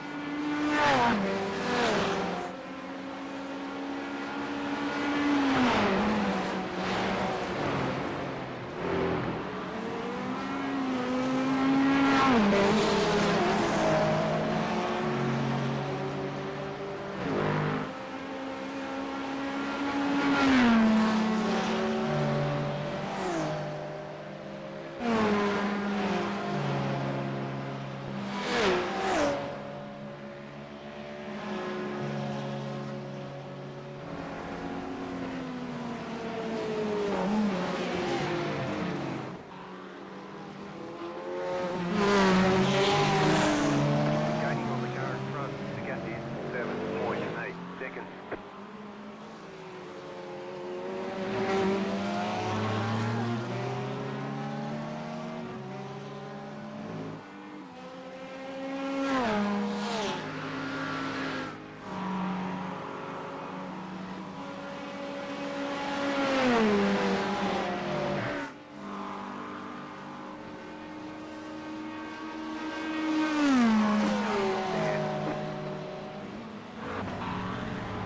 The car in front has gone off.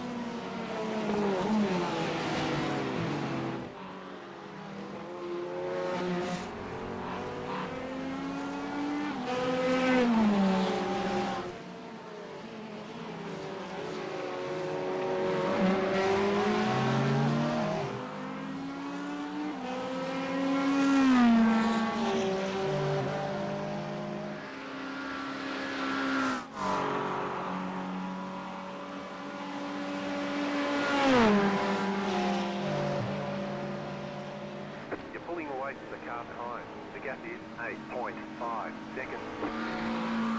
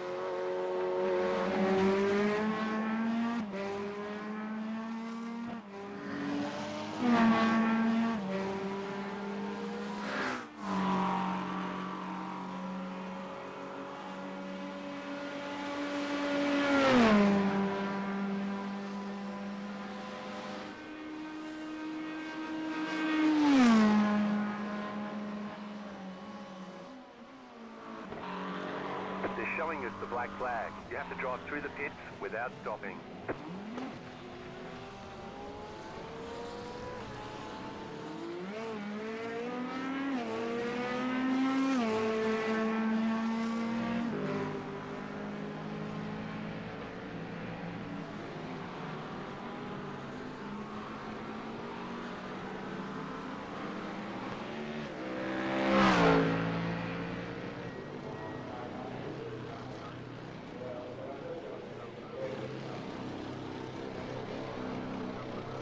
Pit box in 10,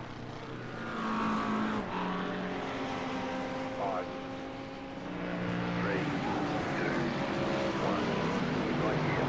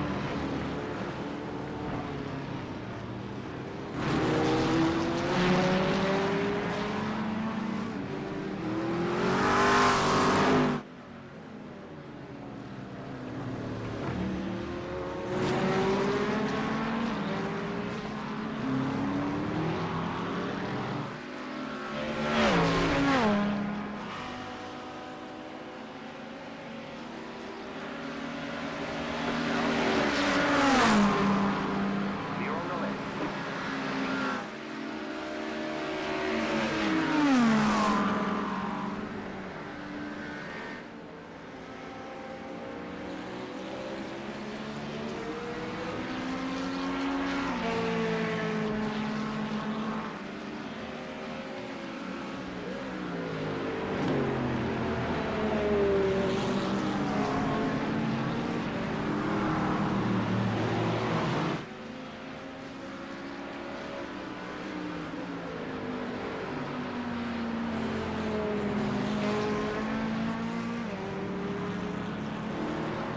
Left side.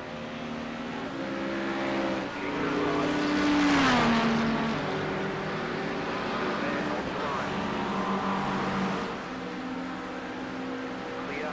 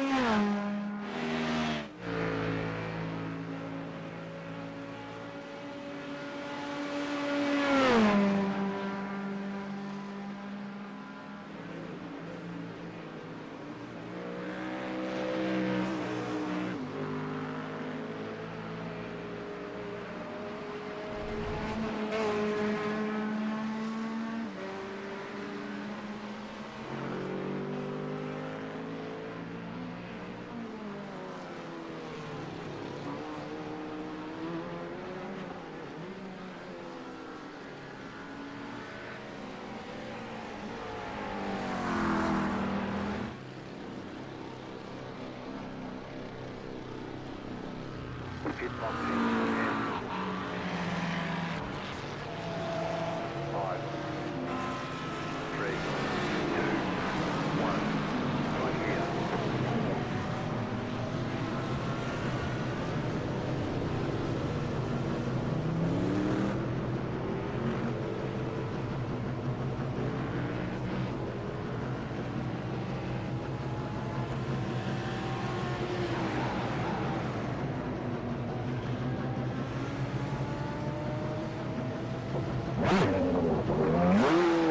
And just set for half the lap. 6.398.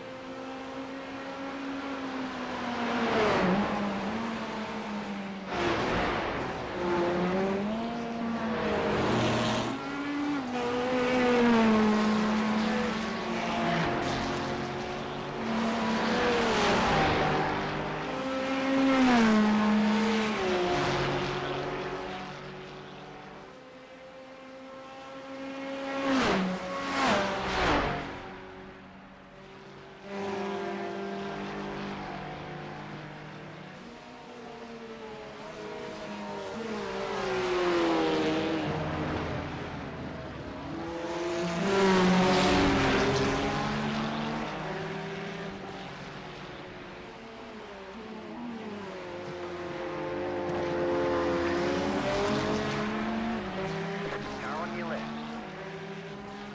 Still there. Keep to the right. Clear.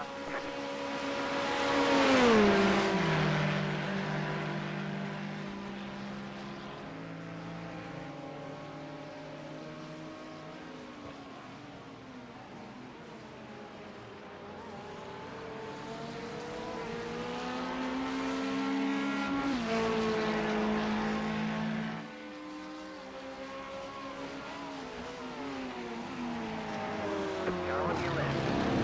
Clear on the left.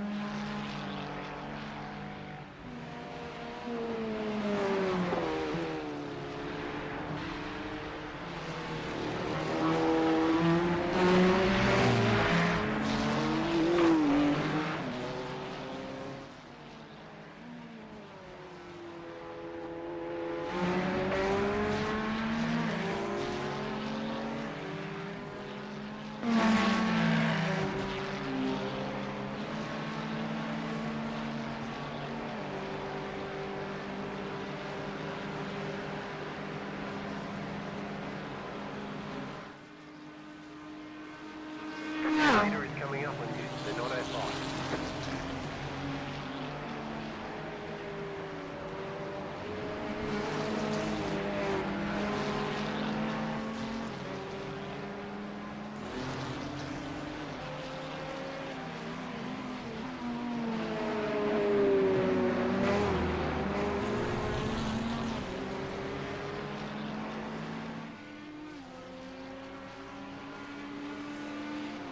Left side, last lap, clear.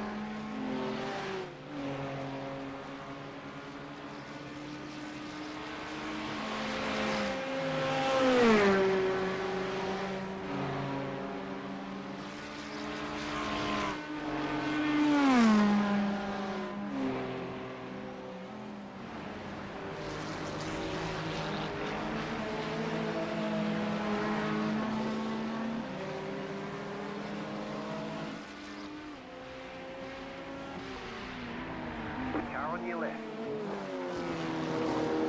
Clear.